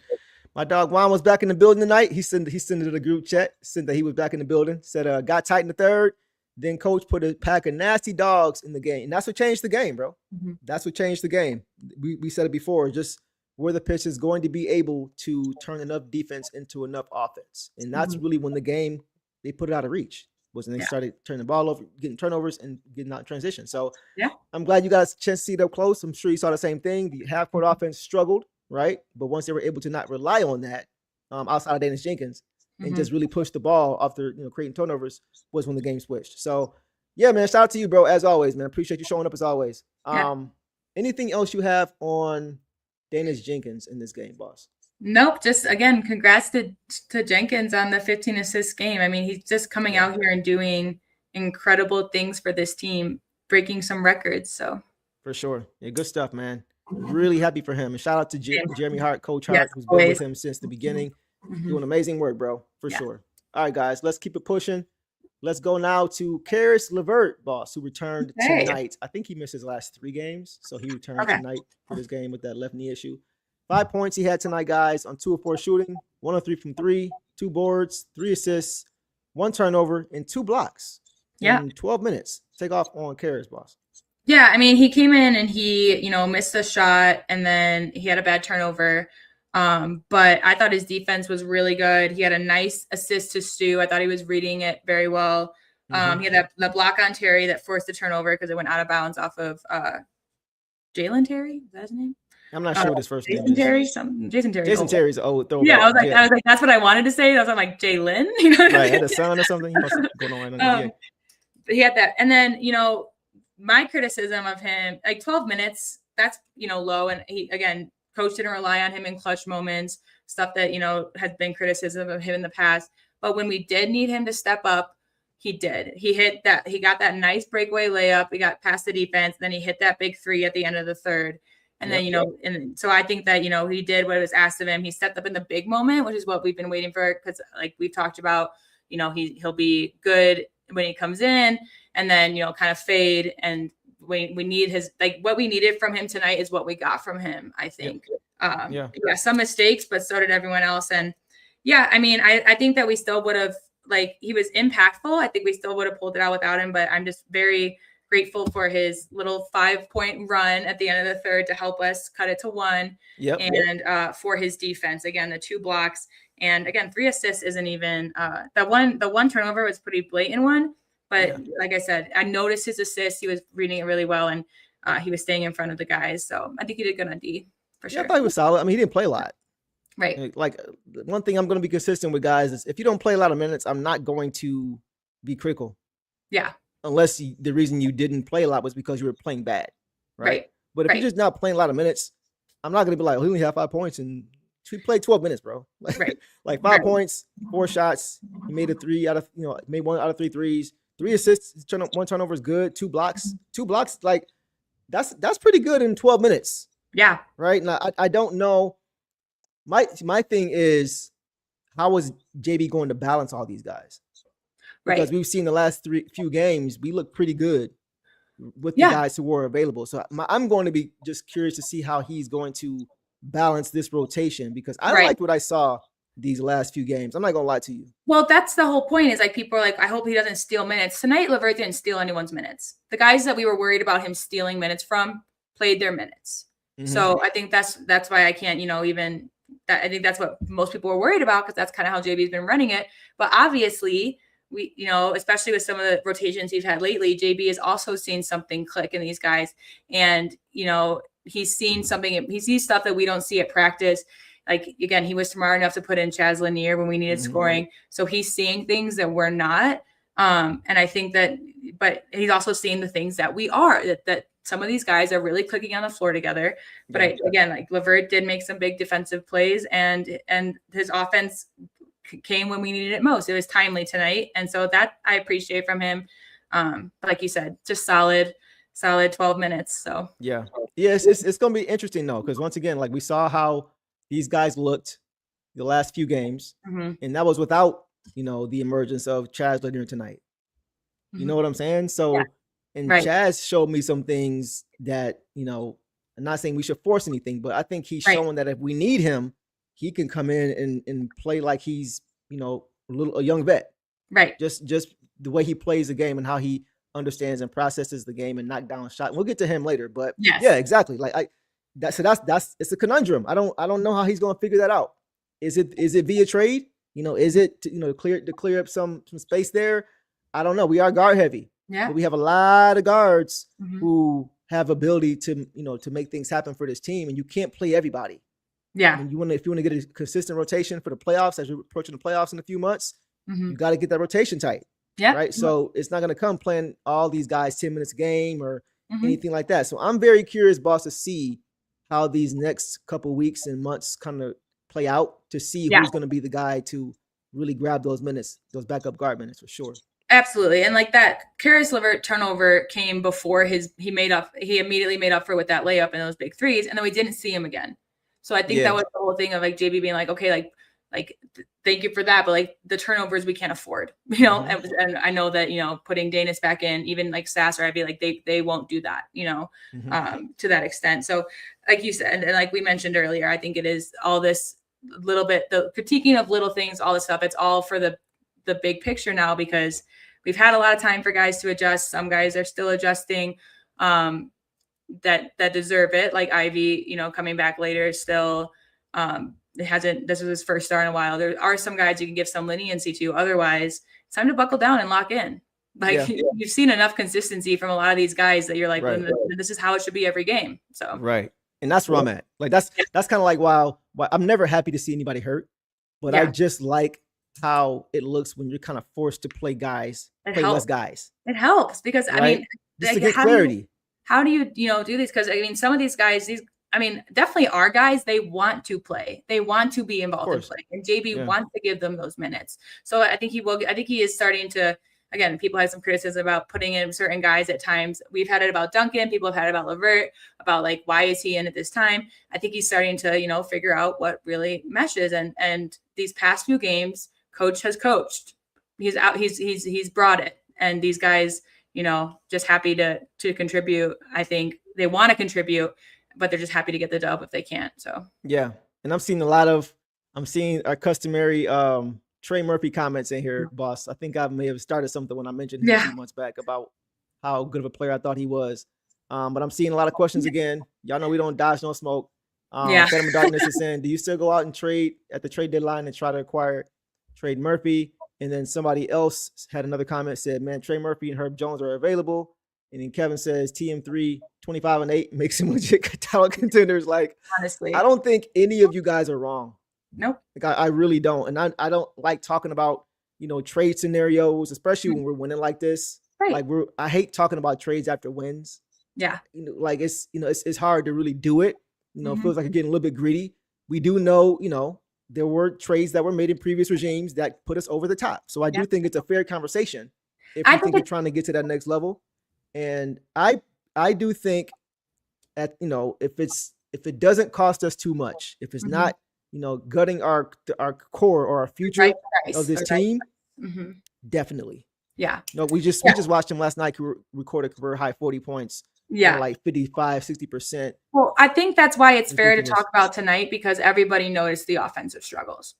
So I think that's fair to talk about that because this has been a recurring theme no matter in a few games, like who's the other scorer.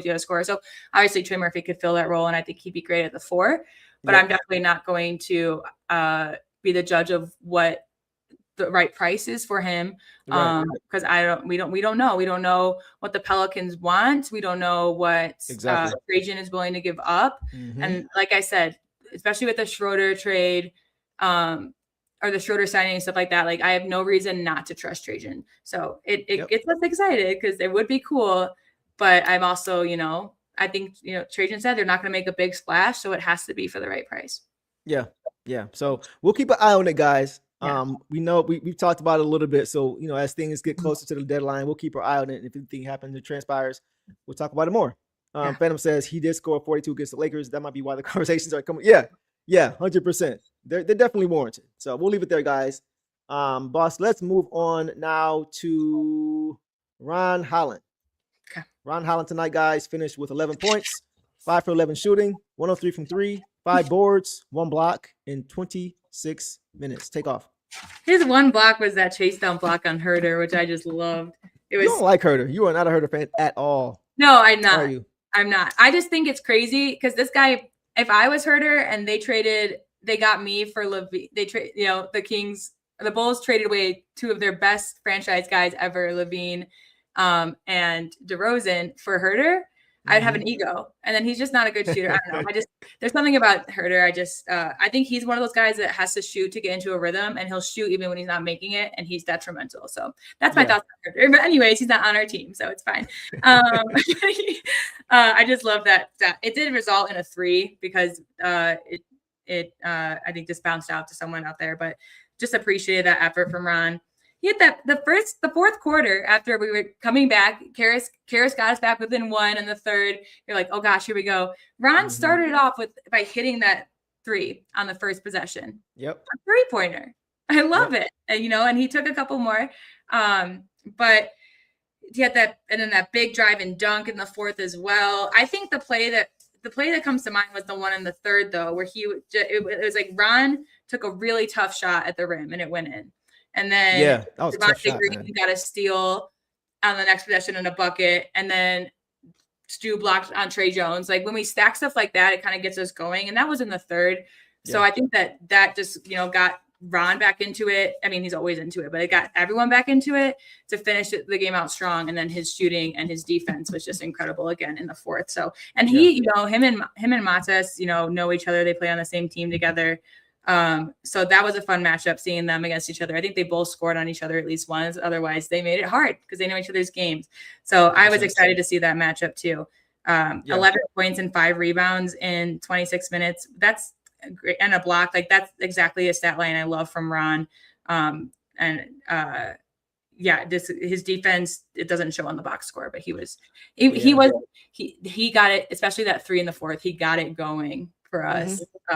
To finish out this game with the energy. So that's what it was. That period between the third and fourth quarter, right, was when the Pistons really begin to take off and get back to their identity. Because we know Ron Holland is an identity player when it comes to this team. Kevin says Herter is the exact. Oh, you're gonna love this. Herter is the exact mold of a player we don't want on the Pistons. I was gonna say that. I was gonna say like he's just. I don't see him. He would be someone I'd be like, why? Even Dunk has more dog in him. So. I liked him in Sacramento. He was solid there, but he's been kind of buns since he's been here. That's always fun to watch. Did y'all see when he went up over the top of Buzelis and grabbed that board? He was behind him and went up with that wingspan and little hops and grabbed it. That was nice to see. It's nice to see them go at it because they've been talking about how they're gonna dunk on each other since like the beginning of last year. So they kind of get up a little bit more. Yeah, Ron had that whole. Yeah, you saw that. Yeah, that was crazy. Yeah. That was crazy. Yeah, like the energy was great. Yeah. I think guys, we mentioned it earlier. He was the reason that JB caught that timeout. Yeah. Early in the game, right? Because there was a dribble drive penetration the Pistons allowed, and Stu came over to help. And I think he either altered the shot or blocked the shot, but Ron was there under the hoop. Ron was supposed to crash the glass and help the helper, like we always talk about, and grab the rebound, right? And it looked like Ron was expecting Stu to do both. Like get the block or block it to him or get the block and the rebound. And he kind of relied on Stu a little bit too much. And he kind of just stood there instead of attacking the basketball. And that allowed them to get the offensive rebound and get the bucket. And that was when we saw immediately. Yep. And once again, I always say, guys, whenever you see that happen, when Stu gets a block and there's no help side there to help him, he gets annoyed. He like takes the basketball, slams it on the floor, and you could just see his whole countenance drop. It happened again tonight, right? On that play. And coach saw it too, because he knows how hard Stu was working to protect that paint. That's why Stu only had 3 rebounds. Yeah. Because he's the one that's protecting the paint. So you can't expect him to be a pogo stick, get the block, and then turn around and get the rebound. Like, you got to be there for him. And I think that one was on Ron. So that's the play that we've seen JD get on Ausar about when they were barking at each other, because Ausar hadn't come over to slide and grab the board or help box out, right? So those are the things, and that was early in the season. So I think that's why JB was upset. Like, we've already talked about this, right? So, it's always a learning thing but that was the only knock on Ron, was just he's got to attack the glass just a little bit more, especially when Stu was the only one in the paint trying to, alter knock away shots. But aside from that, I thought Ron was really good. His handle is very deceptive. I said it before, like in tight spaces, it looks like the ball might get swiped, but he protects it and he crosses over with that in the box, and he's able to a nice finish off the glass. Like, he's a great finisher, and his ball handling is like, he continues to impress me with his ball handling just off the catch. I mean, his touch is just phenomenal. Like, we've seen it. It's almost every drive to the, like, and this is, this has been brought up by Kelser. This has been brought up by multiple people, even, in the draft. Like, he looks like he's out of control, but he just, the way he finishes it, he gets it in. But that's, like, in order to do that, you have to take care of the ball, like, it throws people off. And so I completely agree. And I think that that's something that he's only just going to improve on as well, is just ball handling. I could definitely see him being, they do trust him to bring it up every now and then. Like, he did get a rebound tonight, and Jenkins was right there, and Ron was like, nah, I'll get it. So they do trust him enough to do that. And then that's just room to improve. That's scary. That's for sure. Scary. He's still, he has a lot of room to grow. It's his second year in the league. I like what Organic says here. Good defense is low-key a sign of a good brotherhood. I got your back. You better have mine. That 100%, bro. 100%. Because if you do your job and I do my job and he does his job, there won't be any breakdowns. That requires trust, though. Like, Stu wants to have that trust that when I go up and defend, I'm not also going to have to try to grab the rebound as well. Because that can make him tentative to go and try to block the shot, because he's thinking, let me make sure if they miss, I can grab the rebound. So it's just, everybody does their job. That is a great point, Organic. It's all about having that trust in your brother alongside you in the front line to do their job, because you can't do everything. You have to rely on your guys to help you. So that's what Stu wants. And that's why he's like, if I'm going to go so hard protecting the paint, I need y'all to go just as hard to make sure we finish the possession. Right. So that's why the frustration is there. But I think it was a good teaching moment, because it's not ever really a thing with Ron where he's just not giving effort. It's just more so an awareness thing that he has to be aware of. You got to play, because he's more so like he's a wing. He's a 3, but sometimes we need him to play bigger, right? And he's shown he can. Like, he gets in the glass, he's shown he can do it. So now it's just a matter of continuously doing it consistently instead of leaking out. Sometimes just secure the rebound first, help your brother out, and then you can go push, because we know you can go and push. So absolutely. I just wanted to mention too, the Knicks did beat the Clippers tonight, which ended their win streak, the Clippers win streak, which I'm okay with since we play them on Saturday. And the Nuggets beat the Celtics, so they probably switched second and third again. But underman Nuggets won again. Underman Nuggets, I did not trust them like I trust the Pistons bench, and they're proving to be kind of like the Pistons' depth. They're being reliable. It's fun. This isn't news to you, but I said beginning of the year the Nuggets were my pick to go to the finals. Right? So, I mean, I'm not telling you anything you don't already know. Mine too. I just need it to be either the Nuggets or Detroit, not both. Right. Yeah. I mean, it'd be tougher for you than it would be for us, for sure. But I mean, easy want the Pistons to win, but it's hard to root for a team and then root against them for 7 games straight, Right. It's an interesting question. Douglas says, higher ceiling, Ron, Ausar, or both of them? Higher ceiling? That's tough. That's a tough question. Because I would say right now, Ron. Well, no, because Ausar did well tonight. I just think Ron. I'm gonna say slightly. Okay. Ausar, as far as ceiling goes. Okay.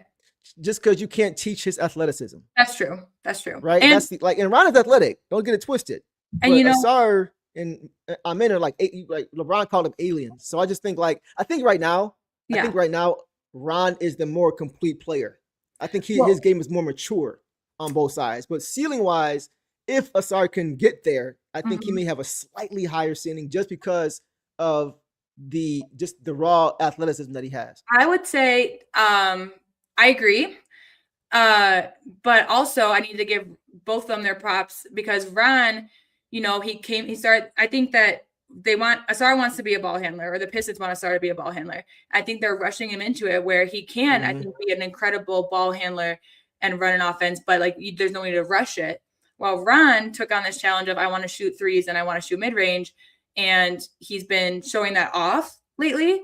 So I feel like he's hitting his goals faster. So I think that, and I think Ausar, if Ausar, can mentally get there too, he can hit his goals as well. But just because Ron is hitting his goals quicker doesn't mean that Ausar won't hit his goals. Right. That's why it's like, but that's why I think ceiling wise, I would probably give it to Ausar, but it's close. But they're both such good defenders. And right now I think Ron's, even though I think Ausar had one more point than Ron tonight, I think Ron does better for us offensively. But no, Ausar, he's been finishing at the rim a lot better. I'll give that to I think Ausar. Ron's more consistent. Yeah. I think that's what it is. I think that's why it's hard to say right now because I'm seeing Ron improve and stay improved while I'll get, we're on like game 2 now of Ausar doing well. Like he'll do like 3 or 4 games well and then like sink back for 3 games, then do 3 but Ron is just across the board bringing it, so yeah. That's a good question. Right. It's a fun question. It's not even like it's a competitive question because both of these guys have a high ceiling. Yeah. But yeah, Kevin says if Ron's jumper gets as reliable as his touch at the rim, yeah. The touch at the rim is the thing because Ausar does get to the rim, but again, like we said, Ausar can get to the rim cleanly and miss, but Ron can get there crazy and touch it in. So reliable is the word there because I trust Ausar driving to the rim more than Ron driving to the rim more than Ausar right now. I would say. Yeah. But I trust Asar's jump shot a little bit more. But then I trust Ron's. You trust Ron's jump shot a little bit more, right? No, Asar's on jump shot, mid-range. Mid-range. Oh, mid-range. Okay, well, that's different. Okay. We haven't seen either of them put up a lot, but Ausar was working on that. And he did sink a couple games ago. I think it's against the Heat. He looked nice. He would like turn around, and shoot it. That was good. He did that today too. And then also, but I do trust Ron's 3 more. So there's just some things I trust about him. But the reliable part of that is what gets me because he is more reliable at getting it in these crazy shots, I feel like Ron. And so if he can pull up crazy and drain it, that like you said, that's kind of scary. It is. And it's just nice to have both of those guys. Yeah. So like, we'll definitely see. It's something I have my eye on for sure, just to kind of see how those guys progress based on where they are right now. So we'll see. Yeah. Good question. All right, guys, let's keep it pushing. Boss, let's go to Savage. Can you woo? Javonte Green, guys, finished tonight with 11 points on 4 for 9 shooting, 1 of 5 from 3, 2 of 2 from the free throw line, 2 boards, 1 assist, 1 turnover, and 4 steals. Again, in 25 minutes. Take off on Savage. Whoa. My notes for him were just that he was getting in the passing lane. Again, the steals were huge tonight. We had only 8 turnovers and Chicago had 17. We forced 17 turnovers on them. I would say they had a couple where Vooch threw over the head, but most of them were forced. He just came in clutch. Like has been being consistent. 4 of 9 is great. Had that big 3. The steal at the end of the 4th was huge. And then I don't know if you heard this stat that they announced, but in the last 3 games, when Woo's on the floor, the Pistons are 9 points better defensively. Exactly. And again, his defense, they put him on to keep it away from Ayo DeSumo at the end of the game. They put him on there and they put him on Matas to keep the ball away from him. And he did a great job. And again, that's how he was forcing, he just moves so well that it's hard. He breaks through screens. He gets around screens really fast. Like he's one of those guys that can get around screens really fast. Yes. And he just, most of his steals came at clutch moments. I love that he was, again, this is what you always say. So I'll let you take off after this, but he may not start, but he always finishes. And did that tonight. So 100%. And he's doing it more and more now as of late. Right. He's the 9 points better as far as the defensive rating is crazy. Yeah. Like that's crazy. That just that's once a again, high number. That's a high number because he's just such a connector. He just knows how to do so. We always say he's not the best at anything, but he's really good at a lot of different things. Yes. He can help you in a lot of different ways, and he rarely hurts you. The one turnover he had was when we saw him trying to get the offense going. He was trying to dribble drive to the rim, and that's not really his game, right? And he turned it over once again. So that was everybody had a part to play as far as that was concerned. But that was his only turnover. Yeah. Chris says, Mr. What you need, Mr. Call me what the F you want, Mr. As long as you got Mr. Right, Mr. Lost my shoe, Javonte tonight.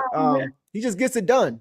And I love it also shows his grind, because we've seen players lose their shoes and to get up and go play instead of sitting back, because he knew he needed to get back on defensively. That's what he's in the game for. So he played without a shoe, because you'll see guys sit there and be like, well, they'll just have it on 4. I'll just lag behind. I'll throw my shoe on, But he was like, nah, I got to get back right now to get in the way. So. Yeah. Devon says Green is our Brown. Is he referring to Bruce Brown? I'm wondering. Maybe because he's with Denver now, right? Jaylen Brown? That's what Brown he's talking about. No, I don't think Jaylen Brown. You let us know who you're talking about there, bro. Yeah. But yeah, like he just does it all. And he's another guy, boss, who is once again surprising me with his handle. There's so many plays that he's pushing and he's moving down the court, and it looks like he's about to lose the ball. Yeah. But there was a dead play where it was a foul called to stop. You probably saw it, and he was just still going to the rim, crossing, and it's like, and he makes his up and under scoop like high off the glass. And it's like, this dude, man, he is impressive. Like, he's able to do a lot more than you thought he'd be able to do when he first got here. Yeah, okay, Bruce Brown. Yeah, he can do a lot of different things. He can. He's good at facilitating on the break. He's a good defender. He can knock down shots. He's probably a better shooter than Bruce Brown, I would say. Yeah, right? I agree. And this is the second game in a row where he's had a near dunk that I just really wanted him to finish. Yeah, for sure. But he'll make up for it. Some of those breakaways too, he just did the smarter thing and laid it in. It's a sign of being a vet. So I like you said, he just comes in and he just gets it done. And this was against his former team, a team that he spent a lot, when we think of him, he's been on a lot of teams. Like you said, he's looking for a home, but I think of him as a Bull before this. So just had to feel good. And I saw him, chit chat. They called a timeout at one point, and he was, I don't know, elbowing all the Bulls players that were going to their bench. Just got little shoulders in there, So he's feeling he just gets he gets it done, and he's just so fun to watch and just delivers. I mean, by the way, everybody's trolling in the chat right now. Saying, no, Charlie Brown, Kwame Brown. Larry Brown, Bobby Brown, Chris Brown. That's hilarious. I love it. Yeah, man. I love what I saw. Like, he rarely has a bad game. Yeah. Across the board where you're like, he didn't help us win. Mm-hmm. And once again, he did it again tonight, man. He made his customary passing lane steal that he seems to make every game now.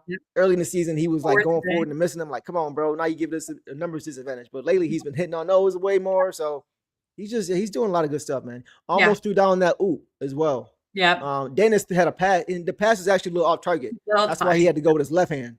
Mm-hmm. But he almost threw that down. That'd have been crazy. But yeah, he was great.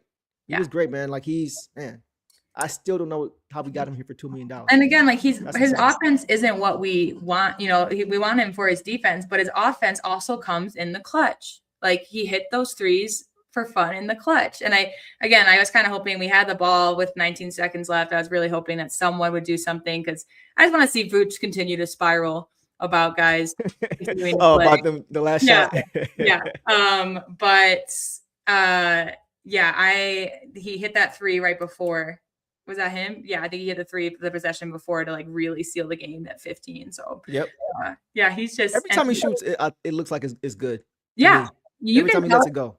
Exactly, and you can tell that he, we see a couple every now and then. We'll see a mid range, but it's either at the rim or it's a three for him. That's kind of where he is. And again, like if he's at the three, like you see him at the rim rebounding offensive, like he's just everywhere. He just moves. Mm-hmm. And I think that he appreciates, again, their energy is feeding off of each other. So, and their energy is feeding off of these wins. So I think, he's obviously thriving here right now because this is the kind of energy he wants. And he is a very great transition basketball player as well on both sides. He gets back on defense when needed, and he just likes to run. He's not, you can rely on him in half court, but he wants to run. And that's what we like. So, and this is great too, guys. We are deep AF. The wins we have without Cade and Dern are the most impressive. Without our two all-star players, we're still getting dubs. Yeah, right? That's super impressive. You mentioned we won last game against the Bulls without Cade. right? And tonight we beat them without Cade and JD and Tobias. Mm-hmm. So that's definitely impressive, man. The signs of a really deep and good team. The Bulls have faced our G League team twice. Because I remember, guys, I am from Chicago. So when we lost the home opener of the Bulls, I got a lot of flack into my inbox from people I grew up with. Yeah. And I could not wait to be like, Pistons G League squad just beat your healthy squad, but because I think Jordan was out for that game too. I think that was when we were in I think it was when we were in the thick of it. I think I could be wrong. But I also remember during playing on Vooch, so maybe not. We just, and to be fair, they were missing a couple guys. Like Giddey was out, Kobe White was out as well. But right, so it even those guys aren't Cade and JD is levels to it, right? Yeah. So exactly. Bad Leroy Brown. You don't know. All right, guys, let's keep it moving. Let's go to Chaz Lanier, who got some minutes tonight, guys. Chaz Lanier had 8 points on 3 of 5 shooting, 2 of 3 from 3, 1 rebound, 1 assist, in only 11 minutes, boss. Swaggy Chaz, take off. Look, what really excited me about him was that his first shot, he got it behind the line and just realized he was guarded. He didn't have it. So he went in and drained a jumper. And here we are thinking, he's just going to stand, not stand around, but based on what we've seen him, he just kind of hangs on the perimeter. He's a catch and shoot guy. He has a super quick release. So to see that from him, I was like, okay, Chaz, way to drain your first bucket. And it's a nice little jumper that we needed. And then, his threes, like that was awesome. And I just think it's just as exciting because, it's just another one to add to the list of reliable guys we can go to. And now they're just going to, it's like, oh, now he could be in the rotation, but where? Right. So it's just exciting for these guys because, again, now we can see, like you said, with injuries, with rest, especially guys, like the way we've been at the number 1 spot for almost 2 months now. Because a couple weeks ago, you said we were there for 6 weeks. Maybe we're on 7 weeks, but almost 2 months. Almost 2 months. And again, it's close. If each stays close, it can change. Doesn't really matter. I think we can finish top 4. Have home court advantage in the playoffs. I mean, with us winning and all these teams at number 2 losing.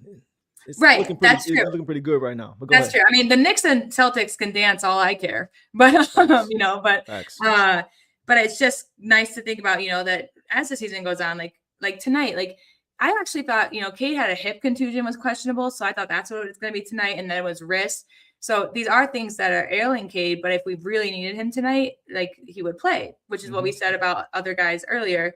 So it just knowing that we have a shooter like Chaz that can come in if we're missing some more offensive guys. Like if Duncan was out tonight too, he would have stepped up big, when we're missing some of these dudes. And I'm just really thrilled for him because he earned his 12 minutes were earned and he showed out. I hope that he's happy. And again, we'll have to check the poll again and also see what was, if anything was determined, but it's definitely still at 86%, Chaz at 9%, Daniss at 5%, and other at 1%. So. But again, that just tells you what the fans see, what the team probably sees, that he went out there and he stepped up as Rook to help us get a substantial lead and finish out the game. I'm gonna get some of these comments. Chris says he reminds me of Allen Houston. I like that. I like that. Like Allen Houston was a dead-eye shooter, man. This is crazy. Some things I didn't even realize. Organic says, where's number 20 like Allen Houston too? Both from Tennessee. Oh, I wonder if there's a connection. That is crazy, actually. I didn't realize Allen Houston was at Tennessee. I knew Chaz was. That's interesting. But yeah, I loved what I saw, man. Like I'm still low-key, I'm still salty on the Allen Houston thing because like the Pistons could have. I think they offered him real quick. I think they offered him like 7 years for $27 million or $28 million, and the Knicks offered him like double. And he's like, all right, well, I mean, so like I can't even be mad, but it's like that kind of hurt. But I do see a lot of similarities there as far as the shooting ability. But Chaz is just very mature. Like he looks like he played a full college career.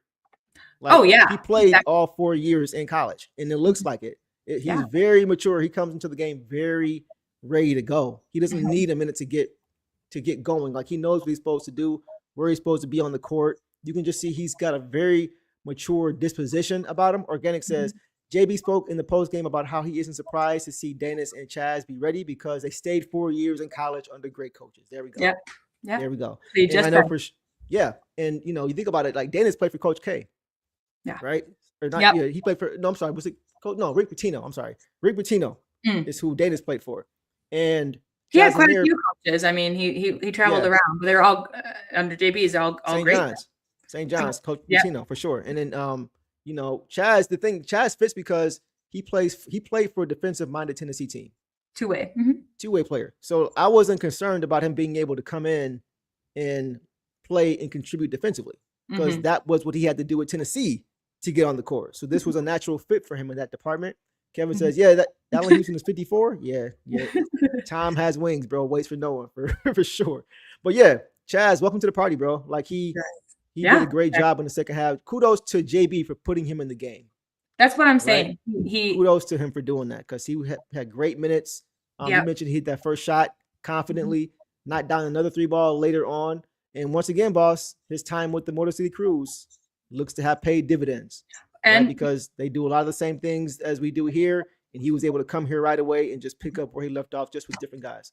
Yeah. And like we mentioned in previous shows, like the Crews practice in the same place as the Pistons isn't necessarily common. And so they practice together there. And I think that's, why JB, first of all, saw the connection between Daniss and Chaz and also just knew that he was ready to come in. Yeah. And I think it would have been a kind of like a Sasser situation tonight where if he wasn't getting open or getting shots up, he probably wouldn't have been there, but he found his shots. Again, he was wide open for his threes because they didn't do their scouting report because we could just throw him in.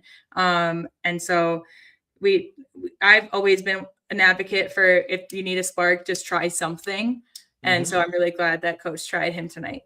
Yeah. And I think this is a great point too. He has an NBA body. Like, yeah, he looks like he's about 6'4". Yeah. Nice. He's got good size to him, which fits along with what Trajan Langdon said he wanted was that optionality and defensive versatility, right? He can guard a 2 or a 3 or 1 or 2, maybe some small threes, right? So he's strong, he's stocky. So I think he's going to be just fine defensively. He actually had a nice deflection to cause a steal as soon as he got the game. Yep. Oh yeah. Right? So contributed defensively right away. And the shot making is going to be there. He's a rhythm shooter. I remember earlier JB said there's going to be some games where he drops 30 points in the half. And today I kind of realized, last game that he was in garbage time, like his catch and shoot, his release is so fast. Quick. And today I realized that he kind of slowed it down, like just a little bit. Because if you go see, he really just catches it and throws it up. He can make those, but tonight he slowed it down just enough to be sure that he got his shot. So I'm impressed by that as well. And he's just got to, go home feeling good. And like, again, all these young guys, I mean, you just hope that, it's nice to have the young talent that we can, that can be homegrown when we're, dealing, depending on what happens is we're dealing with contract stuff and we're dealing with trade scenarios, like just to know that we have this much young talent. Yeah. Really nice. Yeah. Trajan got us one. Yeah. Clifton for sure. Our only draft pick last year, which is also weird for us. Right. Second, was it second round, yeah. right? Yep. I think it was 32. 30. Okay. Maybe that was Bobby, who was like 37. Yeah. He was like early second round, I thought. Yeah. Okay. Yeah, we'll leave it there. But yeah, great stuff, man. Glad he got an opportunity, and he definitely not even just played well, but helped us get this win tonight for sure. Yep. All right, guys. Lastly, we'll go to Marcus Sasser tonight. He didn't play much, guys. Sass tonight he didn't score, missed his only shot, 3-ball, 1 rebound, 1 turnover in 7 minutes. And this is what I mean, boss. Really quickly, it's just going to be tough to see once again how coach navigates this. It's just 3 games ago, Sass had back-to-back games where he just went off. Well, and then tonight he's got 7 minutes. So it's going to be tough, man. He couldn't get open, situation. Is what I realized. He couldn't get open for his shot. So again, I think the Bulls did their research. The last 2 games, they're like, oh, these Sass and Daniss guys, like they're who we need to guard. That's also why Daniss, maybe wasn't hitting some of his most favorite shots, and even the easy ones that he usually gets weren't going in. But he got the job done passing. But in the 6 minutes, I just didn't see Marcus Sasser get open because I was looking for that because I was like, oh, we need shooting right now. Like, let's let Marcus put some up because that's what he brings off the bench. But they were not letting him get the ball. So I think that's why they took him out. And again, someone mentioned a little small. I think that was another factor. The Bulls are a tall team, a bigger team. He got, I think, was it Williams that got by him pretty easy? Yeah, Patrick Williams. Yeah. So, I mean, I just think, I don't think it's anything to say about what's going forward. Like you said, who knows how we get these guards timed. But again, the whole point was situational. Like we talked about, like, well, he'll be a good, these guys will be a great matchup against these types of teams. And these guys will be, so tonight, Daniss was the better guy for the Bulls. And then, bringing Chaz in for a spark because the Bulls just did their research on Sasser and he was being defended very well. So I think it was just more that. And then we might see him get 12 minutes, 15 minutes next time, I think too, though, with Chaz is that he's an off the ball shooter. Yeah. Like, he's not a guy who needs the ball in his hands, step back three. Like he can move without the basketball. And I think that's true. Playing in the half court, like we had to do for a lot of this game before until we blew it open in the fourth, you need that. Well, that's like we have guys who can have the ball in their hands and they can get a shot, but right. we get better quality shots off of moving without the basketball. And that's exactly what Chaz does. So coach made a great decision bringing him in. And I think that's why it worked with Daniss because Sass does do well when he brings up the ball or he's in control. And since Daniss in control and Sass was moving around, and again, just couldn't get open and then couldn't, find a shot. But Daniss, did a good job out finding guys like Chaz who, like you said, just need to catch and shoot kind of thing. Yeah. Dante says, can we all agree that we have a good problem as far as our depth? Yes, we can. Yes. I'm 50-50 when it comes to trades. I also agree on bringing in Lanier to finish this game. Made a lot of sense. Yes. Yeah. Good coaching by JB. 100%. Yeah, I totally agree with all that. Boss, go ahead. I'm glad it's not my decision to make. I'm glad it's not my decision to make, but I'm also just really glad that the decision is in the hands of Trajan Langdon. That's kind of where I'm at right there. So it's like, I'm just going to go up and trust, but I just do keep, I said it last time, once a trade happens, it kind of gets the ball rolling for others. So we just saw Trae Young get traded tonight. So True. See what else comes. That could be the first domino. You never know. 28 days. Yeah. One more thing on Sass. He did have a really nice pass to B-ball Paul that he just bobbled. It should have been a dunk. Yeah. And he was a little frustrated. He was like, come on, bro. I just gave you, just dimed you up. Yeah. But I don't think Reed was ready for it. I think he was looking for Sass who's a scorer to just go to get a bucket. But Sass gave it to him. He just lost the ball. So Sass was looking to get others involved too. It wasn't like he was just trying to come out there and score. I want to give him credit for that too. Yeah, I agree. And I think it is just coming down to, like you said, just kind of the matchups. And I think this Heat against was it the Heat that he popped off of? Yeah. Against? Yes. It was 2 back-to-back games. It was 2 games. Right. So that's also why I think the Bulls did their scouting reports on these guys. Because they did keep 2 very good scorers that have been hot lately.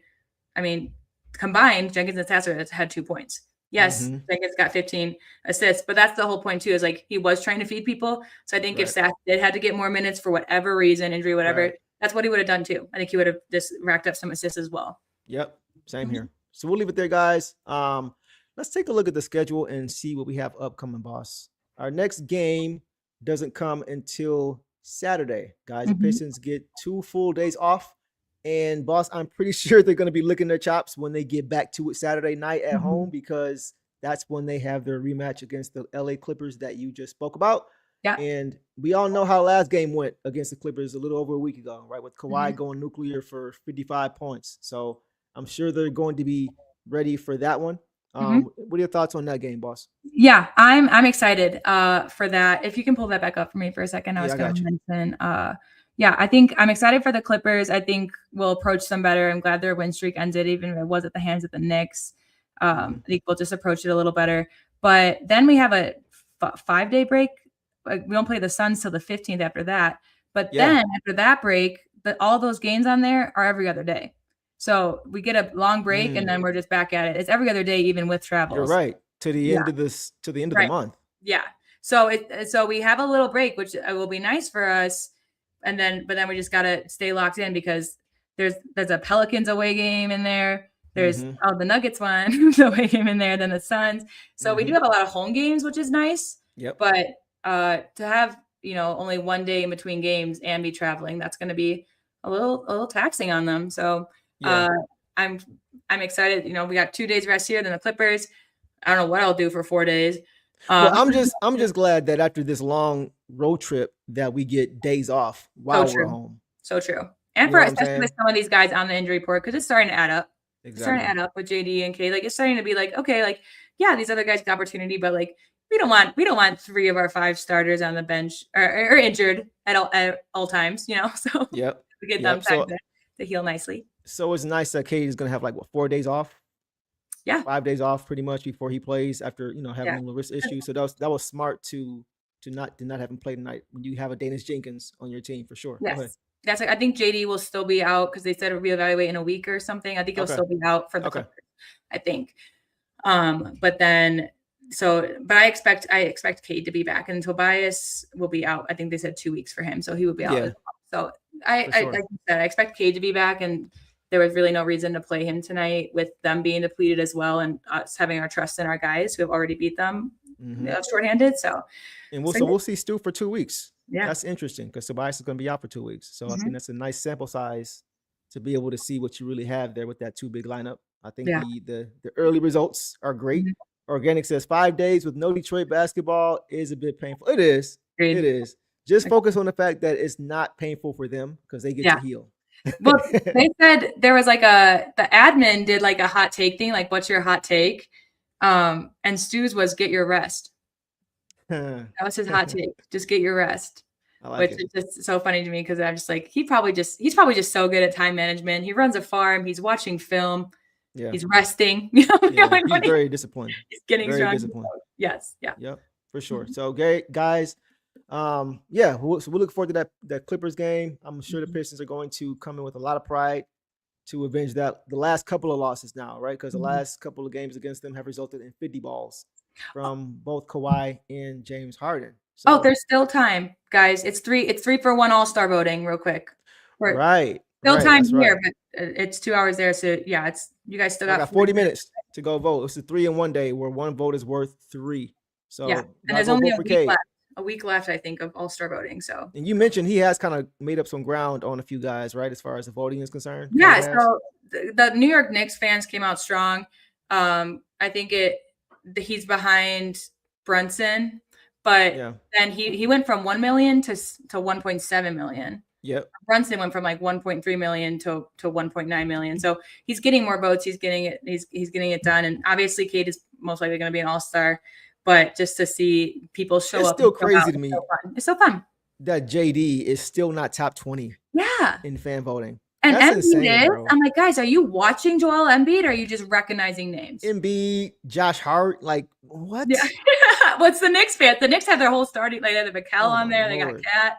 We gotta do better, man. Yeah, that's great. Y'all go vote, man. Go vote for JD and K for sure. And anybody else you want, but definitely those two because having the best record. I mean, we all know JD's not going to be a starter, so the coaches, or he's probably going to get him through the coaches just because we're going to have the number 1 seed. That'll be enough. Will they play back to back? By the way, the Clippers. The Clippers play the Nets on Friday, and then us on Saturday. Oh, I'm not sure what the Clippers schedule is. Right, but I think that's so. I think if that's what it is, Camille's just bringing up that the Clippers will be coming off a back to back, so that's nice. They got an older squad, so hopefully that for sure. So we'll see. Yeah. But guys, that is a wrap for tonight's show. We appreciate you guys showing up and showing out as you guys always do. Great questions, great comments, great feedback, great support. So Pistons get the dub. We needed it, and we now move on to 28-9 on the regular season. 3-game winning streak, looking to make it more. So, as always, we appreciate the support you guys have been giving us. Keep voting, like Drew says. Keep voting for our guys. Make sure you guys smash that like button if you enjoyed the show, and subscribe if you are new. And we hope you guys have a great night. And y'all know the drill, man. Detroit versus everybody. See y'all Saturday night. Peace. All the dirty work, all dog. I'ma dive on the floor, go try to block every shot, and I'ma be physical with you the whole game. You know Stu gonna be physical with you. When you think of the Pistons, you think it's just hard work and just gritty basketball. That's just the identity you gotta have when you put on that jersey. I'm not your average breed of canine. Not a good dog, I'm bad boy for life. I set the tone, don't care about no tick. Let it be known, I get my respect.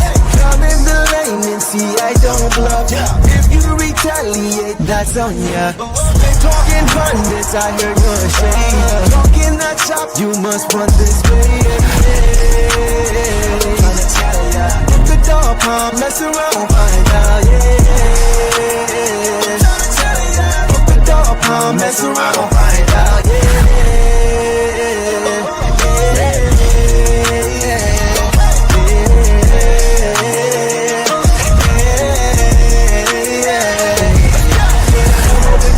For some barbecue sauce. Boy, you better cough a hill, cause I'm like that. And I'm when you're ready for some barbecue sauce. Boy, you better cough a hill, cause I'm like that.